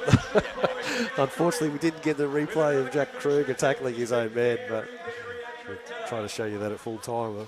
The youngster was a little bit over-exuberant in his celebrations. Karim now channels that one through nicely. 30-28. Yeah, they've been very impressive, these goal kickers. Brown, Schumacher from the inside, he attracted Gawthorne. Gawthorne was quick enough to turn and chase, but Clark had too much of a head start. There's Krug. Well, he may get cited for a head-high tackle there. I don't know. That is a little bit overzealous, young fella. Excited to see his Broncos with their noses back in front. So good sign of what it means to these players to be involved in this. A good little State of Origin selection trial too for the 2025 Queensland Maroons as well. Coach Jack Brown out there serving 2 purposes perhaps. Being able to watch these up-and-comers like the Jack Krugers and Tyson Barrys of the world. And Maddie Boyle, she'd have to put her name up there as well as a selection opportunity. The way they've played so far this morning. A little bit untidy there from the Broncos. They need to come out of that exit set after points a little bit more respect for the football perhaps. Brown now. Oh, a second tag there. Brett Riley lucky not to give away a penalty there. So that was well and truly after the first one. Taking 2 tags off the player obviously could be seen as intentional to slowing down the ruck play, so a penalty can be given for that sort of offence, but Mostrom now back with the live play. Over the halfway line goes John Clark. Clark trying to link up with Karim. Does so. Has he got enough space? He grubbers it through while he goes out of bounds. Schumacher recovers things for the Dolphins. Dylan Gawthorne down this right side. And Mostrom in front of him, circles back to the pass of Jack Brown. French looking for a player to turn under. Schumacher had eyes for the next ruck play. 2 tags there as well. Go 3. And that's probably one of the key differences between the running game for some of these match officials that are learning wheelchair rugby league this weekend is just got to keep an eye on players taking a second tag in an attempt to slow down the ruck play of their opponents. Crib's just going to get some maintenance He's just crashed in there and felt that his right tyre has a puncture. There's the puncture. You can see the air exhausted from the tyre. Yep.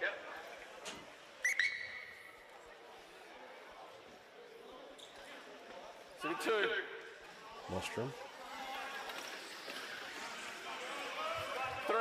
Brown now down the middle of the court. Quick. Looking to create some space for... Who's that player? I think it is Chris Wilson. Chris Wilson back to Brown. Can he stay with Brown? Oh, Schumacher was caught going backwards.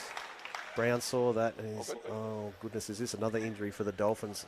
They could do without this. They've lost James Hill earlier when they scored a try, and now Schumacher is prone on the court. Is he just winded? I think he's giving the trainers a thumbs up. Meanwhile, the Broncos have extended their lead through that try to Brown. Crashes there into Chris Wilson. Chris Wilson is clever enough. Quick tag up, get the ball away to Queensland Origin coach. Yeah, just that. And the leading try scorer in this tournament so far by a long way. I think that's try number 15 for the weekend. Oh, Schumacher just goes onto that left shoulder. Heavily falls onto the unforgiving hardwood floors.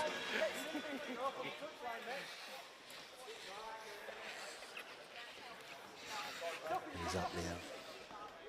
Trainer for the Dolphins, Tash Field, just checking him out. He's got full movement in that left hand. Brown pilots it through for an additional 2 points. 36-24 now, the Broncos lead the Dolphins. Just over 4 minutes left in this fixture. Game 2 of day 2. We've got 6 games to bring you this today to complete this carnival. There are no finals. It's first past the post. So Cowboys and the Titans started things off today with a draw. So we had our scores checked with the officials at the scorers table. They told us it was a 36-all draw in the end. So Cowboys just nudged ahead of the Dolphins. And the Broncos here have a chance to go equal first with the Cowboys if they able to secure this victory, maintain their 12-point lead. One there. Go. Wilson, this is it off to Brown to Kruger. Jack Kruger, 16-year-old. Oh, joined the game because he had a sister in a chair, carrying a disability rather, and we saw Haley in the first game playing for the Titans. So great family effort this weekend from the Krugers.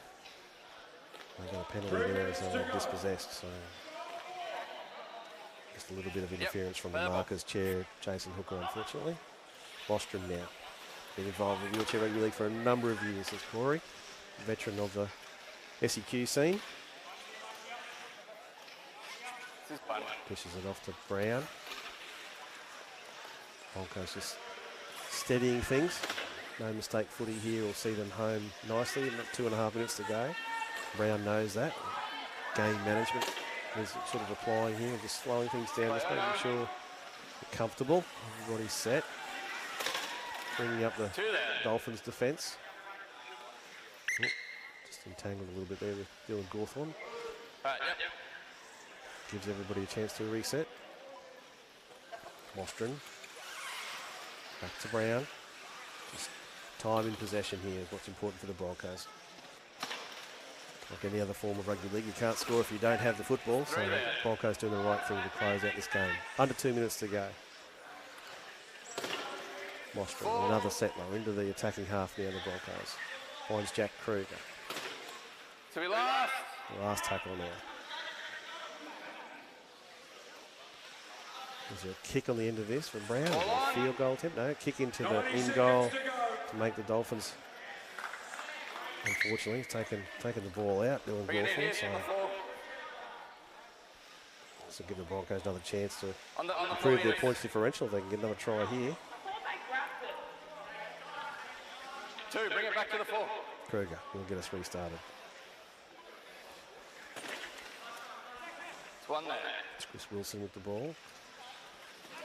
Jack Brown draws out Schumacher. Schumacher's reaching and has fallen. Back up. On the line there. Go. Under the last minute of play. The Broncos just easing home now to close out this victory. So Dolphins offside, so Broncos will maintain possession. They're going to take a penalty kick. There you go. Yeah. I think that's the game management that they're trying to apply. You extend their points differential, not concede any more points from the Dolphins, and just cement this victory nicely using the final seconds. Just hit. Offside penalty, so Jack Brown sensibly taking the 2 points and extending their lead out to 14. They entered this game with a negative 14 points differential, so this will put them back on an even keel, actually. I'm not sure Jack would know that, but it's just coincidental. As Kerry Woodbury adds that penalty conversion to her points haul for the weekend. And we close out. Comfortable 14-point victory for the Broncos in the end. How about that? 38 to 24. Let's have a quick look at the highlights of the second half. Well, the Dolphins started really, really well after half-time. The Broncos had a bit of waking up to do. Let's have a look at some of the tries they scored.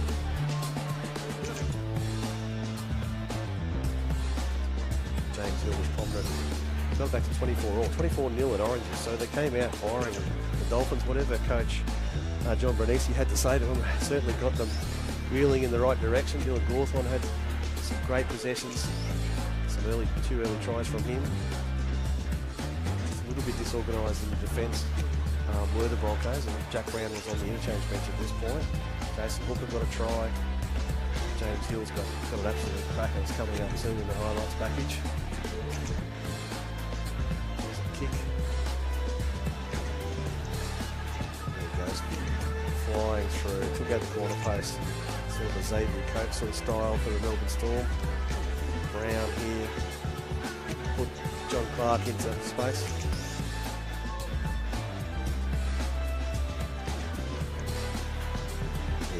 There's a head-high tackle at anyone's saying that Jack Kruger might be in trouble for his own teammate there. They'll sort that one out themselves.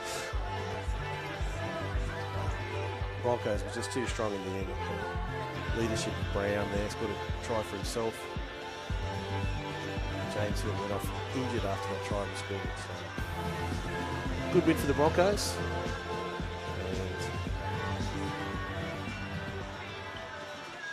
They're going to the top of the table, and they've got a double header actually. They're going to come back and play at 10 o'clock against the Titans, so no time, no rest for the wicked.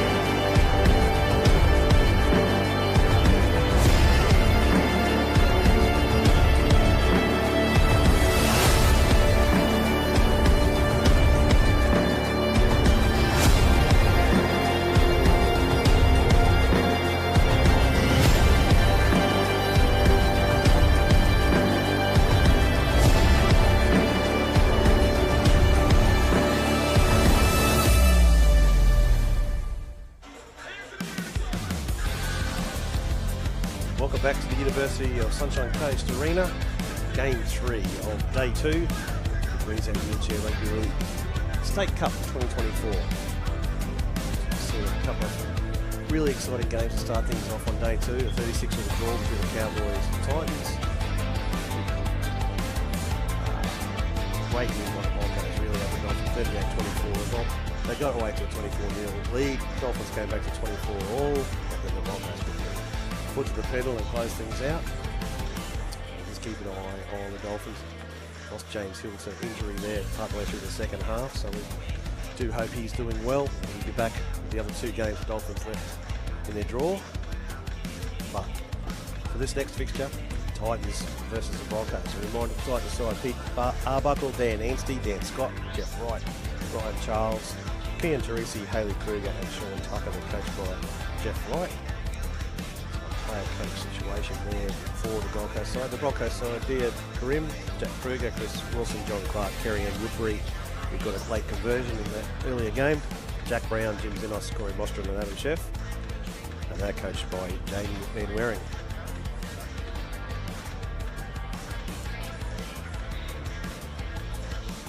So this is the first doubleheader that we've seen today. The Broncos involved in Game 2, now need to roll into Game 3 and keep their momentum going. Sitting on top of the table, tied with the Dolphins now on 5 points each for the Carnival. I've said a handful of times, if you haven't been watching or keeping up to date with things, first past the post, no finals, so first past the post this afternoon, after all games have been completed, will be the State Cup winner. If teams are tied, it will go back to the results they've had over one another. If one has had more wins than the other, they will be the winner. If they are tied on wins, then you go to points differential. So really great result for the Broncos. Having a 14-point win means they were able to erase any deficit they had from yesterday overnight.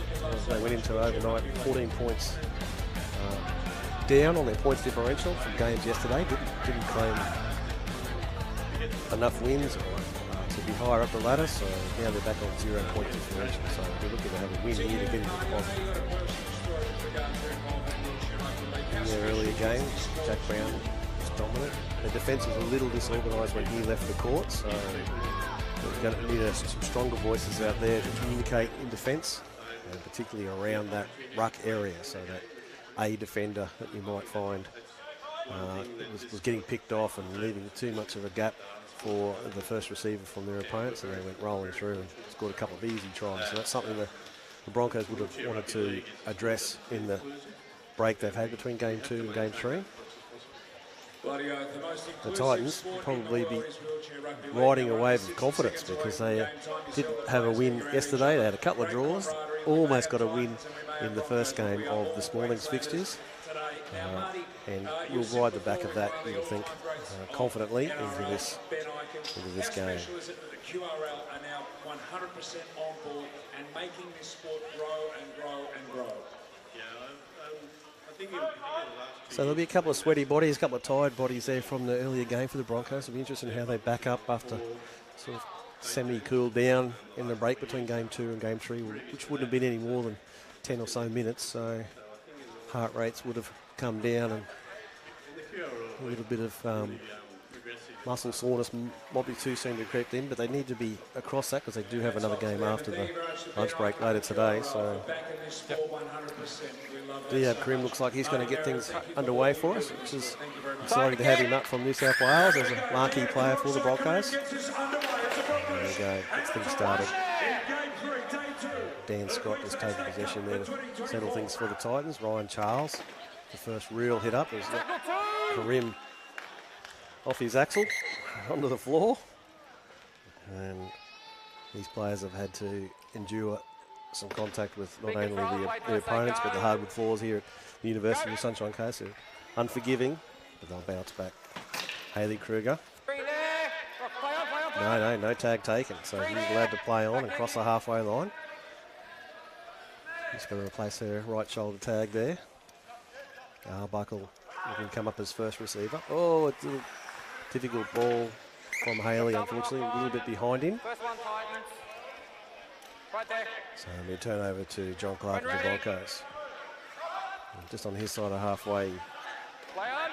gets it away to Chris Wilson. Wilson finally have his tag taken from Arbuckle. Kruger, Jack Kruger, playing against his sisters Titans today. Not square. Oh, didn't have his wheel square there when he played the ball. Must be facing the goalpost of both wheels square. When ready. Well picked up by the near side match official, Ryan Charles. Tackle one.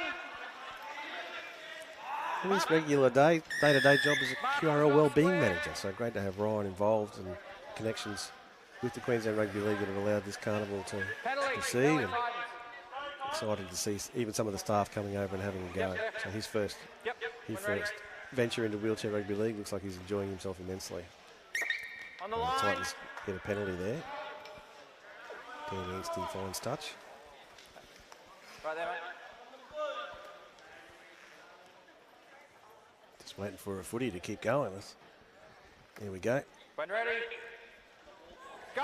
Got one there for Dan Scott to get things back underway. Charles again. Tackle one. Stopped by Clark and Kruger. Way to Haley Kruger.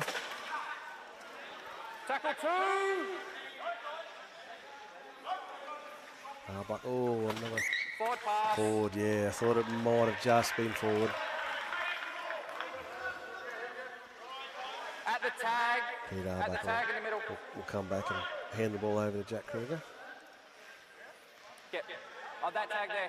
So important just to get those fundamentals right. Forward pass When from ready. a ruck start is not the greatest thing for the Titans, and they forfeit possession on that basis. Clark gets it away to Karim as his tag wasn't taken. He circles back around as Diab. He's got Jack Kruger in space out there on the left side. Comes back, still going cross court. Arbuckle just shepherding in towards this near side touchline, and he finally submits. Karim, Clark back to Karim as Karim was running. Clark was running out of space there. Tackle two. Chris Wilson now on the halfway line. Jack Kruger. Tackle three. Got Karim on his left shoulder. Not square again, Jack Kruger. Yeah. His square with the chair pass. pointing towards the benches really at 45 degrees. He's got to be perpendicular to that try line. Get right there. When ready. Go. Eagle Eye match officials have been very good this weekend, haven't missed a beat. Anstey now. Tackle one. Oh, just had Karim take his left shoulder tag as he zoomed past. He thought he was off to the races there for a moment. Brought back by Karim. Haley Kruger, taken by brother Jack. Go. Arbuckle now. He's got Anstey in support. Anstey's got some help there as well. Ryan Charles. Charles just takes the football and is setting her in mid-court. Tackle three. Square it up. Arbuckle gets around Jack Kruger. Charles has got Dan Scott. Scott's got Anstey. Oh, he goes around Kerry Ann. But they come in on him from all directions. Kerry Ann Woodbury finally gets a tag. Arbuckle now sees that the Broncos defenders are condensed on this one side. Dan Scott now comes back to the left side. Arbuckle circles back to the right. He's got support there at Haley Kruger. Jack, unfortunately, just probably rushed the pass behind Dan Scott. He was screaming for it coming down that right side. Just didn't get there in time. When ready. Magnificent defence, Diab Karim. Go. Arbuckle had Haley there. Haley had Scott just coming down at a rate of knots there and just passed behind him, unfortunately. And Jack Kruger. Tackle two. Stopped there by Dan Anstey. Karim overruns it. Goes back to Woodbury. She's stopped by Charles. John Clark has to kick it into space and get some chases through in the form of Jack Kruger, but Anstey's there to tidy up. Oh, bit of collision there. And he's forced into touch. Forced into touch by Jack Kruger, so...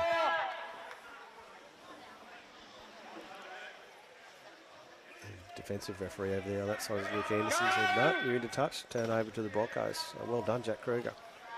John Clark there with the ball. Karim into Wilson. Wilson's got options on the right here through Woodbury. She's stopped by Scott. And Charles finally gets a tag. Kruger now. Comes back this right-hand side through Clark and Karim. Can he weave his way through? There's 4 Titans defenders blocking his path. There's another chance here for Kruger to crash over. Back to Karim. Karim, has he got an outside player there in support? He does in Wilson. Oh, last play. Just hesitated to get that ball away to Diab Karim. Might have provided another opportunity for the Broncos. Still 0-all, 6.5 minutes gone. Tackle 1. Titans at their end of the court. Arbuckle says, let's get down the other end. An early kick, he turns Kruger around. Anstey's in space. Anstey knew what was on. He just needs to bounce. He gets it. Oh, slight fumble there. What are the officials going to say? They're going to say try. Well done, Titans. They're the first on the board in this very important game 3 fixture for them. I think Anstey had a lump in the throat there as he was trying to bring that ball in. It bobbled a few times. Did it bobble off the frame of his chair? It'll be interesting to see in this replay. As he came from nowhere, really, but he obviously knew what was on. Hand got a touch then onto the frame. A couple of touches off the hands, the shoulder. Everything got involved. Finally, just before that blue dead ball line snuck up on him real quick. He just got down in time. You do know he's been making easy work of these kicks as well. Very impressive, as have all goal kickers this weekend. High percentage conversion rates. Few players had 100% strike rates going into the overnight break. He just settles himself and comes in. And that's waved away. There you go. And shakes his fingers off like he just caught that on a knuckle or something. It wasn't quite what he'd hoped for. He comes down his left flank at a rate of knots. John Clark wasn't able to turn. Jack Kruger was in chasing. But, Kruger applauding there as if he thought maybe that's going to be a knock on, but the official saw it another way, and he's very close to that dead ball line too, wasn't he? The Titans 4, the Broncos yet to score. And the OG, Corey Mosh. These are all split-second decisions the match officials have to make, and the Titans will now lead the game 4-0.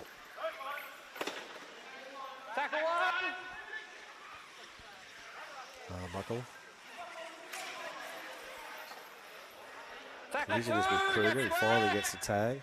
Dan Scott. 3 there. Clark and Karim come forward to grab him. Ryan Charles down the middle. Clark stops him, gets the tag finally. Arbuckle again playing that sort of first receiver role. He beats the first defender in John Clark. He beats Jack Kruger. Karim's hanging off his shoulder, finally grabs him. Oh, Charles thought he was able to keep going. It's been brought back by the officials. Now Dan Scott. He tries to flick it back. It's on the floor. It's gone forward. It's gone forward, unfortunately. The Broncos out of jail as they looked a bit at 6s and 7s there in defence. Go. Clark. Tackle 1. Oh, Not square. not square. He's pointing at his own bench there. You've got to be straight. Yeah, you've got to be in a position similar to that, John. Not pointing at your bench. When ready. And that's a turnover. Pivotal time in the game now. They're offering the Titans possession. They've got the lead in points, and they're at the right end of the court for them. So let's hopefully this isn't too costly for the Broncos. Which begs the question, when will the introduction of Jack Brown come at this point of the first half? Tackle 2 there. Square. Coach men wearing saving for the second half. Arbuckle now. Oh, he's got through. He's got players all over him. That's gone forward. Offside. That's gone forward, and in an offside position, Karim gets possession. So Arbuckle and Anstey as the senior players, they're just conferring on What do we do? We've got more possession down this half. Have we got the right structures in place?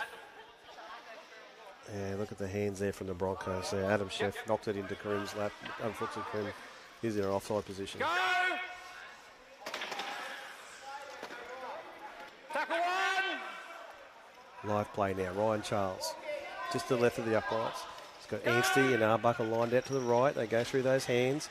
They find Dan Scott, and he's got space and enough speed to get around Jack Kruger and extend the Titans' lead to 8 points to nil. Kick to come. And Broncos will probably look to their bench now and say, just didn't cover that well enough. See, Jack Kruger started just to the left of the upright there, so the Titans spotted that. They were spread out right out to the sideline tape. See Hayley Kruger right out there on the flank. Outside Scott if she was needed. And just stretched the Broncos too far. 14. Anstey so far 1 from 1. 14, Mark's back here. Mark's here. So player coach Jeff Wright be pretty happy with where we are at the point in time. 8-0, kick to come. Good work and collaboration there between Arbuckle, Anstey. Ryan Charles played a good role in actually getting the Broncos to start wheel backwards as well with a couple of good settling runs down the middle of the court. Big, strong body too. And weight in the chair, just pushing a few defenders backwards. Conversion is successful. 10-0. Good to see a couple of match officials there from my hometown of Ipswich, Luke Anderson and Lockie Maltby. Running game referees coming over and officiating in the wheelchair game. Great experience for those guys. I know the Queensland Wheelchair Rugby League has worked really, really hard with the QRL and referee associations around the area. And indeed some of the rugby league clubs around the area. I know there's players from the Caboolture Snakes involved in this tournament as well, up on the Sunshine Coast in that competition up there. It's great to see. Taken. Dan Anstey with the first hit up. They can't. There they finally take his tag. It's very elusive as Dan. No, just a little bit forward of the mark. The lead referee just asked him to wheel back to where it is. See Jack Brown on the court now as that A defender. He'll come up and meet Charles. Tackle 2! The settling influence for the Broncos when they see Jack out there with them. Mostrom and Brown stop Arbuckle. Go!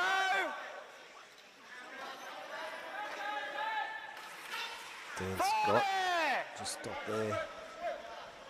Jim Zinos is on the court, playing on that left edge for the Broncos. Oh, the ball bounces the wrong way for Dan Anstey. Brown tidies things up. Oh, and his goalposts have come down in pieces through the contact.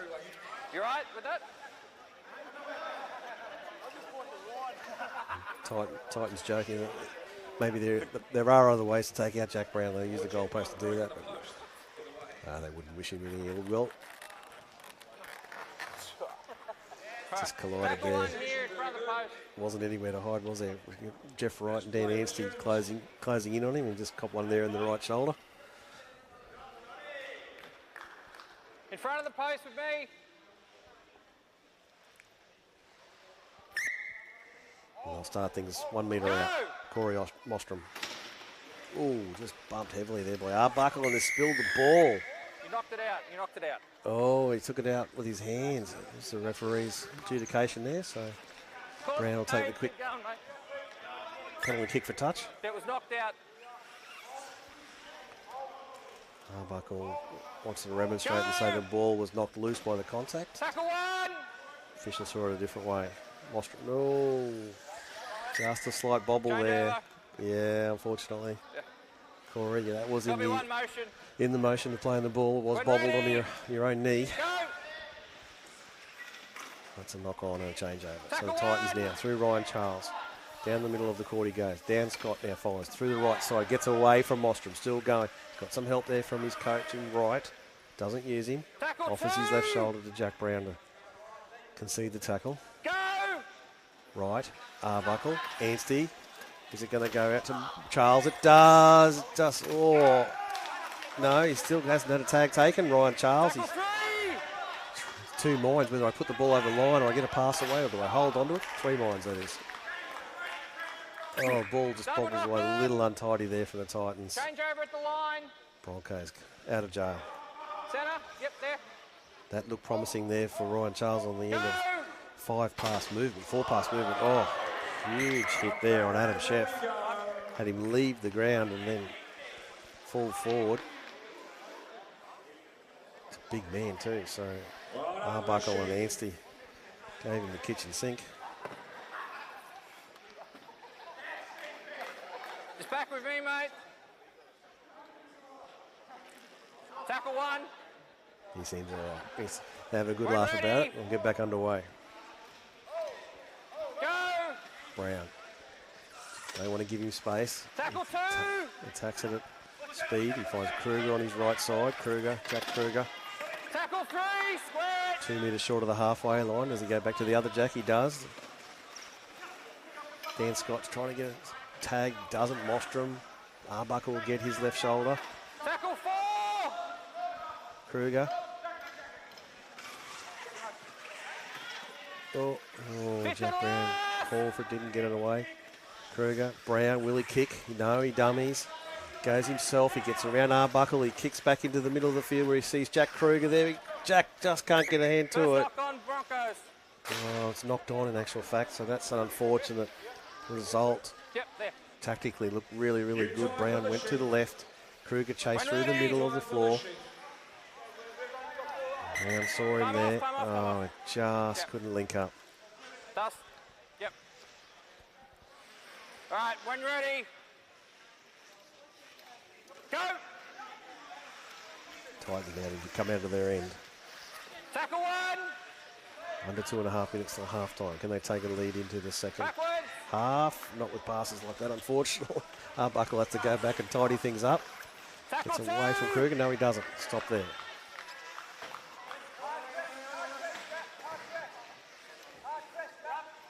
He's looking for help. How do we get out of this half, Titans? Invades Karim, does Dan Scott. Brown's got him wrapped up. Arbuckle, kick. No, Anstey thought he was kicking. No, Anstey's in front of him. Yes, I can't chase, but goes straight into the lap of Diab Karim. So didn't quite go to script there for Pete Arbuckle.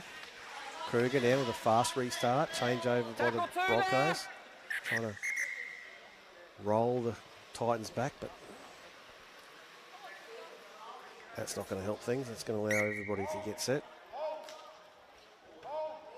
Ostrom, that first receiver, just gets a handle on it. Stopped by Anstey and Arbuckle. Yep. Ostrom's thrown it behind.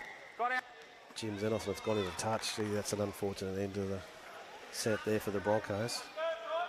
Not only as a result of the turnover, but 10 metres behind where they were.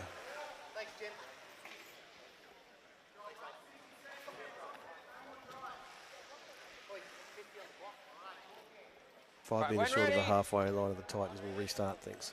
Go. Charles with a charge down the middle. Tackle one. Just need to maintain possession here to take the 10-point lead into the halftime break, the Gold Coast Titans. Scott crosses the halfway line. Tackle two. Just want to use all 6 plays here. We'll get these passes right. No, they kicked it away early. They've chased it through. Arbuckle sees points. Finds Brown. Does he get a tag? He does get his right shoulder. 15 seconds left for the Broncos to get on the board. Tackle two. Karim now, just down the left side, approaching that half sideline. Play the ball just before the hooter, allows Mostrom to kick into the backfield. There's a good chase from Brown coming, but Anstey just shepherds it into touch. So only the 2 tries for the first half of the Titans. A good lead, 10-0. Another close contest between these 2 teams. Let's have a look at the tries from the first half. It's the Queensland State Cup in 2023 we have a look. And the leaderboard, it is the Cowboys, then the Dolphins. Arbuckle kicked forward for Anstey to chase. They're the only 2 on the court that knew what was going on as Anstey just wheeled away from Kruger, bobbled it suspiciously. and suspiciously close to that dead ball line, but it was water to try. Let's have another look at it from this angle. I mean, it's in the book now, but it'd be just interesting to see if it's touched his hands and then the frame. Yeah, I think it might have. Jack Kruger certainly thought so. And then that blue dead ball line came up really, really quick. That blue tape has a habit of coming up real fast when you haven't got possession. And then Arbuckle, that was a good team try, that one for Dan Scott. Through the hands, good setup from Ryan Charles. Anstey to Arbuckle to Scott.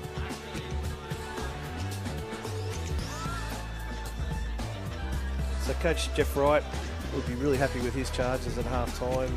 Jamie Manwaring and Jack Brown would be a strong voice in that huddle as well. I've got a little bit to work on. Let's take a quick break, come back to the second half in a couple of moments.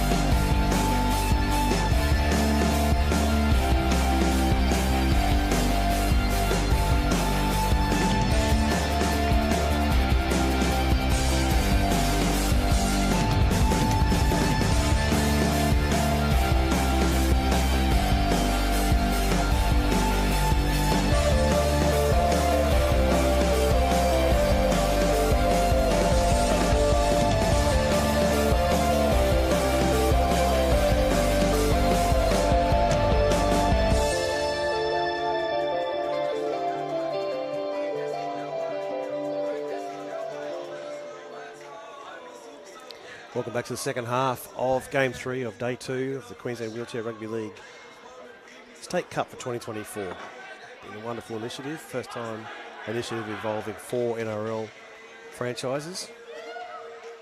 And we're currently at half-time of the Broncos Titans, so neighbouring teams in the southeast corner in terms of the running game, where they're positioned.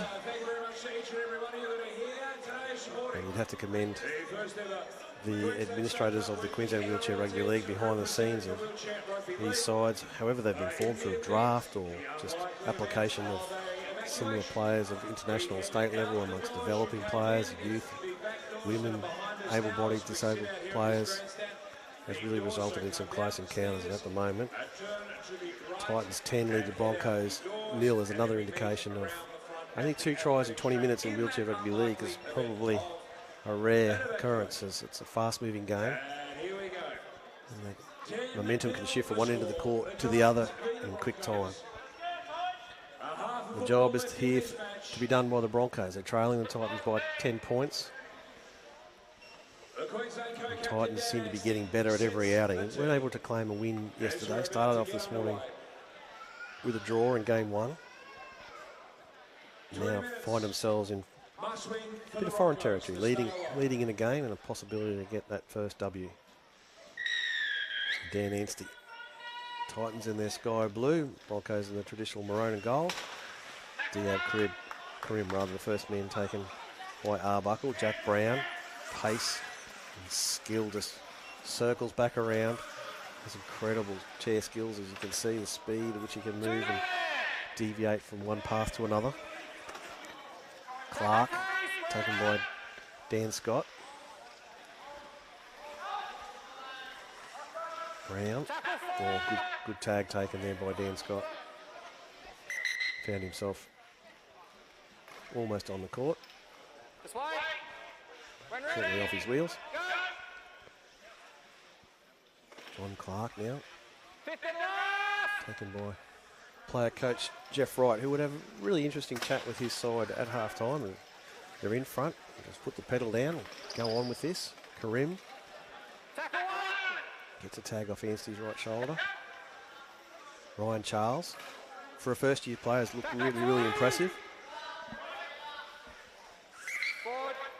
Oh, just as I say that, he passes the ball forwards, and that's probably a fundamental skill we need to refine, Ryan.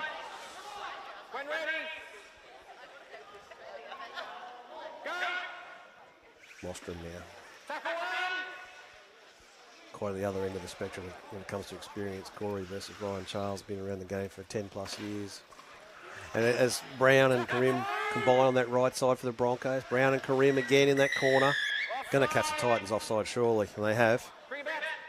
Mostrom sent forward by Brown. Can he find space? He's rolling that left chair with one hand and trying to promote the football with the other. Karim now, he just gets Arbuckle to turn out too far. And they award the try, the official, so the Broncos on the board now. And that's a great effort from Diab Karim. I think you could sense something was coming the way that Brown and Karim were combining on that right edge. And just Mostrom, Karim had Brown with him. Arbuckle was turned out to chase Brown. And he just stuck in between him and Dan Scott on the inside. Got the big right hand over. Right over the line. And sets up an easy kick for himself as well, relatively speaking. Just to the right of the uprights by a metre or so. There we go, well done. Well done, straight down the middle by Diab. Broncos close that gap. Now Titans only 10-6 lead. Early stages of this second half.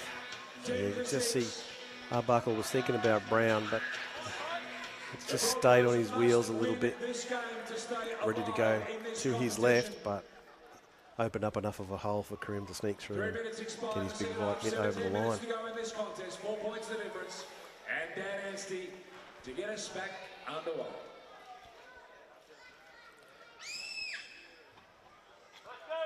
We'll see how the Gold Coast side respond to that try by the Brisbane Broncos. They hold the lead, and as we've said, they haven't had a win on the weekend as yet, so they start to feel nervous, start to feel a bit tight. Or do they visit inspire the Titans ball? Knock on by the Broncos. Corey Mostrom not happy, but he's asked to go back and defend it. Charles on the left-hand side, he's been dangerous, scored a good try in that first half. Dan Scott, no, tag taken by Kerry-Ann Woodbury. Great tag. Well done, Kerry-Ann Woodbury. Great defence there, Kerry-Ann.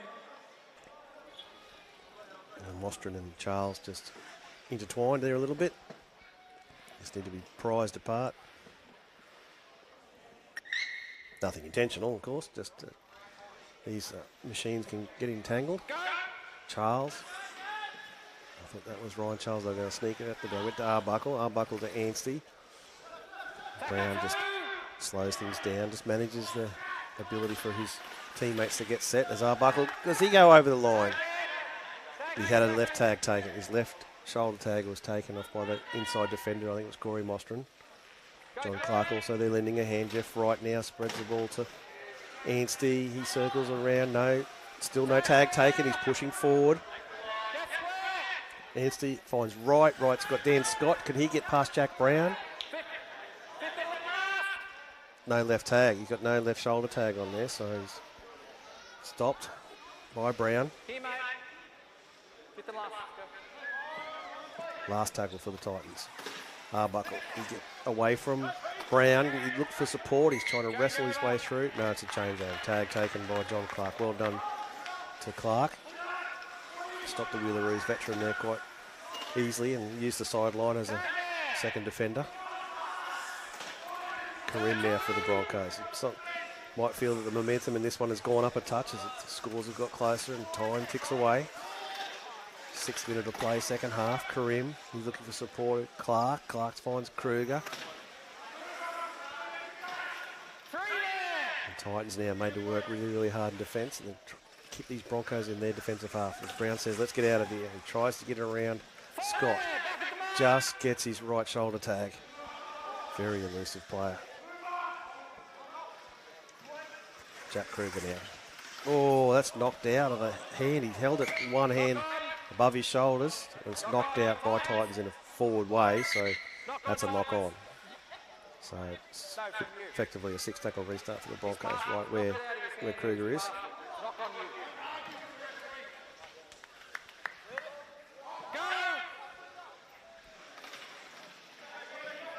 Kruger stopped by Arbuckle. Karim. Brown now. What's he got in his bag of tricks? Tries to get away from Scott. Arbuckle comes forward, reaches it. Doesn't get him. Kruger now finds that hole that Arbuckle's left of the A defender. He'll have to come back, Jack. Just roll it there. Yeah, he wasn't on the mark. He was asked to come back. A little bit of adrenaline probably coursing through the veins has had him go a little bit quicker. The referee's commands were pretty clear. You need to come back onto that blue tape there, mate. Play the ball. That was the call. Time back on.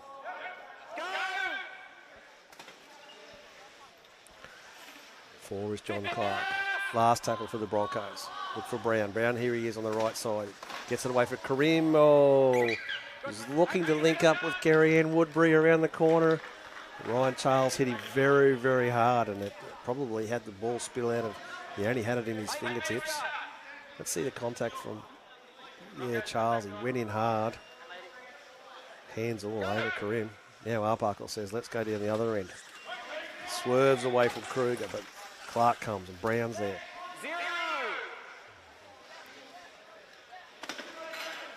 Ryan Charles just short of the halfway line.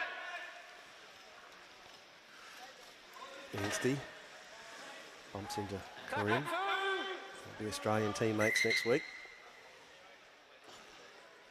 Something's just come off his chair there.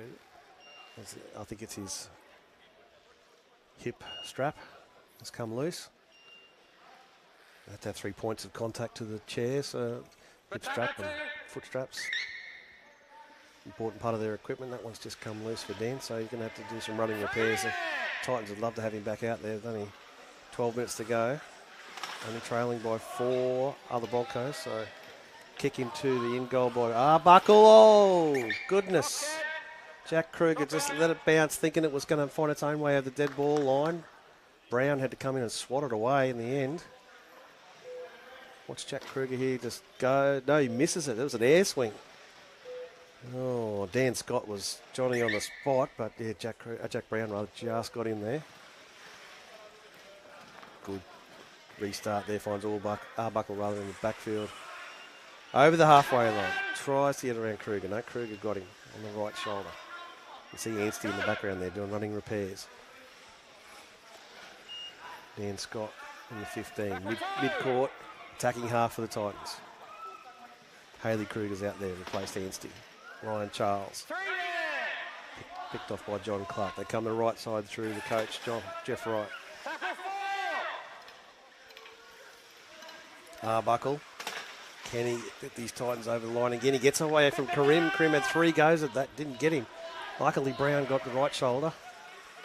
Kruger on the right side. Can she crash over? John Clark had different ideas. Brown now needs to get out of this trouble zone for the Broncos. Got a man off his wheels. And Scott, he's back up. Control. Go. Tackle 2. Back with me. Back with Well, me. yeah, just rolled a little bit too far forward there, John Clark. The match official on this near side has been strict and consistent with that. You've got to play the ball where you had your tag taken. That is the play the ball mark. These chairs, with their forward momentum tend to roll forward. So officials have been right on that. Good chase here by Brown, but the ball hasn't allowed him to be first there. Anstey, whoa, he ran into, clipped the wheels of Arbuckle there. Penalty Broncos. Yeah, official on the other side saw interference. Arbuckle changed his line and clipped the... Did he have a look over his right shoulder? No, he doesn't appear to. No. Accidental, but it did impede Brown as a chaser. There's the slightest of movement there. Was that just a bounce of the chair? I don't think that was anything intentional by Peter Arbuckle. Anyway, Broncos in possession, 4 metres out. Brown play the ball, goes to the right through Karim. Karim heads back towards the uprights. Good defence, Dan Scott, Peter Arbuckle. Brown himself, can he get through there? He's got the ball out in one hand, finds the tape, he does. Oh, I think the Titans are a little bit guilty of just ball watching there a little bit. Didn't take the tag off Brown's right shoulder, and he just put it down in swift motion. And that gets the score back level. The Titans for the Broncos. Just watch Anstey Cruz. He's watching the lower part of Jack's body and not the hand he's carrying the ball. So you can see Anstey's eyes down low, but he'd be filthy with himself, Anstey, because when he came down to take the tag, he didn't get the tag either. So just allowed the English international to cross the line for the Broncos and give Karim a conversion attempt. Here he comes. Oh, just snuck inside that right upright. 8 minutes to go in this one. The Broncos with their noses in front for the first time. And this is probably starting to feel a little familiar for the Titans, unfortunately. They can do enough, but just not enough to close out a game. Still plenty of football left in it, but when Nancy left the court with the hip strap replacement, just lost a little bit of momentum there, but he's back out there now. Charles has been replaced. Ryan Charles. Taken back to the bench by coaching staff of the Titans. Need 2 tags to start play.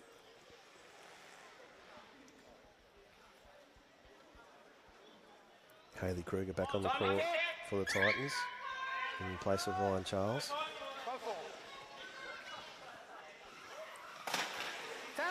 Heavy contact there. Arbuckle on Karim. Karim stands his ground. Kruger wrestles with Anstey, edging forward. Woodbury stopped by Hayley Kruger. And tag taken by Anstey. Brown. Cut out pass across to Jim Zenos. 3 or 4 metres short of the halfway line is Jim. Brown now. You can see 3 defenders swarm on him. Leaves a little half a hole for Jack Kruger. That was snuffed out by a little sis.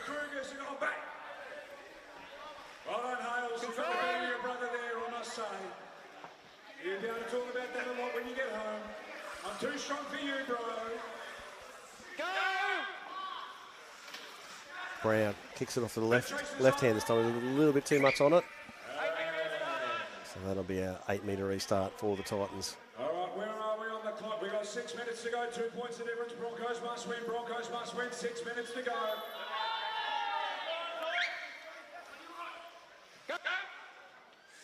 Dan Scott now. Restart for the Titans.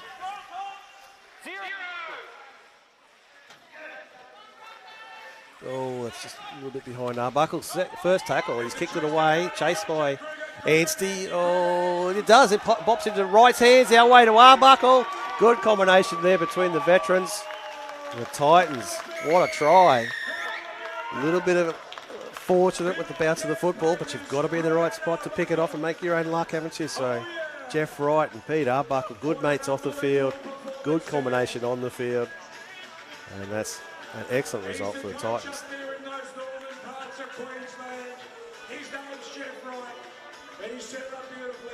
Interesting to see when we see these highlights as they come up now. The Broncos defenders, so Kruger, Brown, Kerry and Woodbury, are all dragged over to that sort of right side defence for them, but the ball had other ideas. Took an off break, didn't it? Came back to Jeff Wright's lap and he quickly disposed of it to Arbuckle. Good assistance offered by Arbuckle, pushing up and being there when the opportunity arose. Good team try there from the Titans. Conversion attempt from Anstey is good. And they extend their lead now to 16 points to 12. The Broncos have 4.5 minutes left to get themselves the win and to stay alive. 4.5 minutes for the Titans now. Does their fitness come into play? As the Titans, the Broncos rather on the back of a double header here. They played the last game 2. Getting towards the tail end of game 3. A little bit of gas in the tank being consumed by playing back-to-back like that. So the Titans had a game off. Might be a fractionally fresher. Anstey. Taken by Karim there. Just to slow down a little bit. Haley Kruger. Taken by Jack Kruger. They go down the left side through Jeff Wright. Great defensive pressure there from the Wright was part of the Queensland Origin team this year, part of the squad. Arbuckle on halfway line. Karim finally takes his left shoulder, just slowing things down, allowing his teammates to set in defence. Scott down the left side. Mostrom.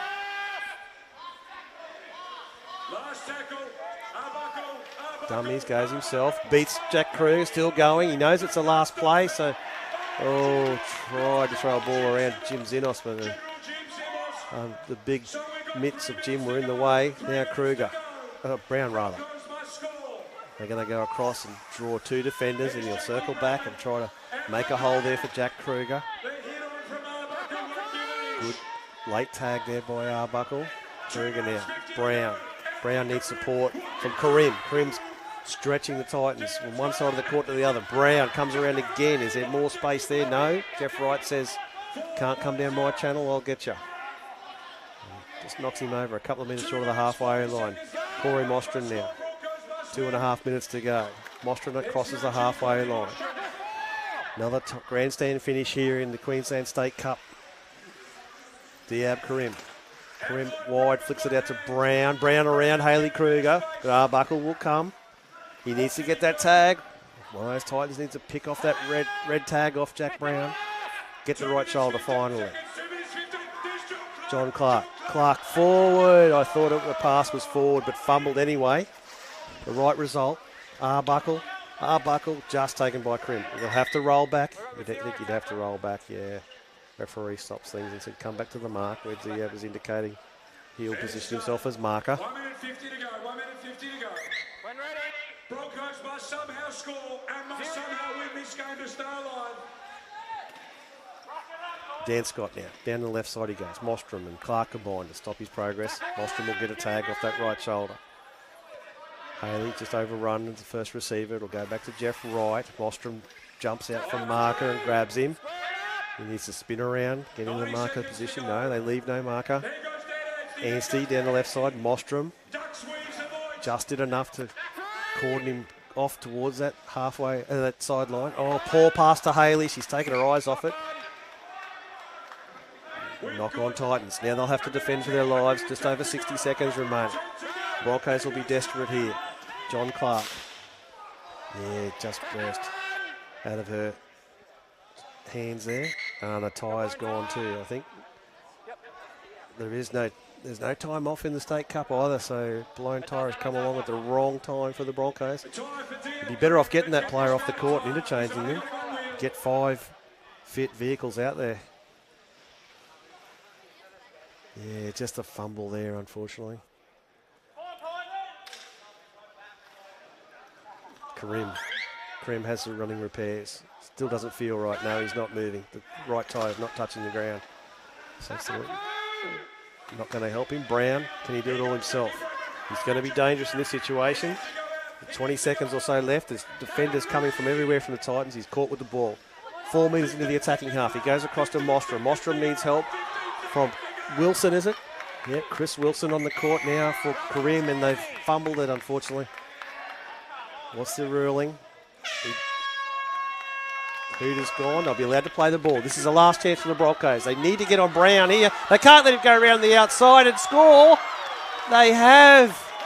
They have. Oh, goodness. Dan Anstey just wasn't able to grab the tag. The Titans caught out. A little bit of sleep, you'd have to say. The most important player in the game is the player with the football. And they just watched Brown scoot across court and then around the outside of 5 defenders. How is there space there? This man is the only man probably who could have found that space. Oh, just the game sense of the Titans just letting themselves down there. They should have been on the ball. With watching Brown in possession, they look back at each other in disbelief. So this is a kick to win the game for the Broncos, and a chance to stay towards the top of the table, and may mean the end of the carnival's opportunities for the Titans to claim the State Cup. Just hasn't been the happiest of weekends for the Gold Coast side. There it is, the winning kick from Jack Brown. Very happy with that finish. That last 15 seconds or so will be something that Jack can watch back tonight with some joy. Let's have a look at ourselves there, what the highlights of this second half as well.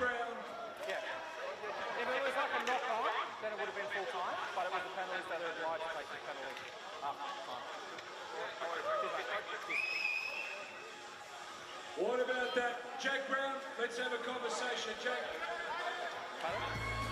18-16 winners in the end, the Broncos, but that's one for the books. The way that last 15 or 20 seconds played out, indeed that entire second half. Let's have a look at some of these tries.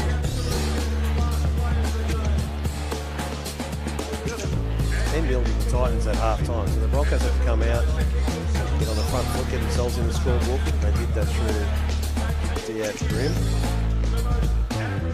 mostly, and then Brown. Anstey just didn't get the tag, the ball was held there. There was another try from the Titans. Pushed their nose in front, they got the bounce of the ball there, but they also had support. They had people pushing up and following the ball. And here's this last effort from Jack Brown. Just goes around the outside of the Titans. I just found napping. That drew the scores level, he had a kick to win it. And he has ice in his veins as he channels that one through. Very happy with the result. Just devastating for the Titans. Wow, what a way to end Game 3 on Day 2 of the Queensland Wheelchair Rugby League State Cup for 2024. We're going to take a quick break and set ourselves up for an entertaining finish to the carnival with 3 games from 12 p.m.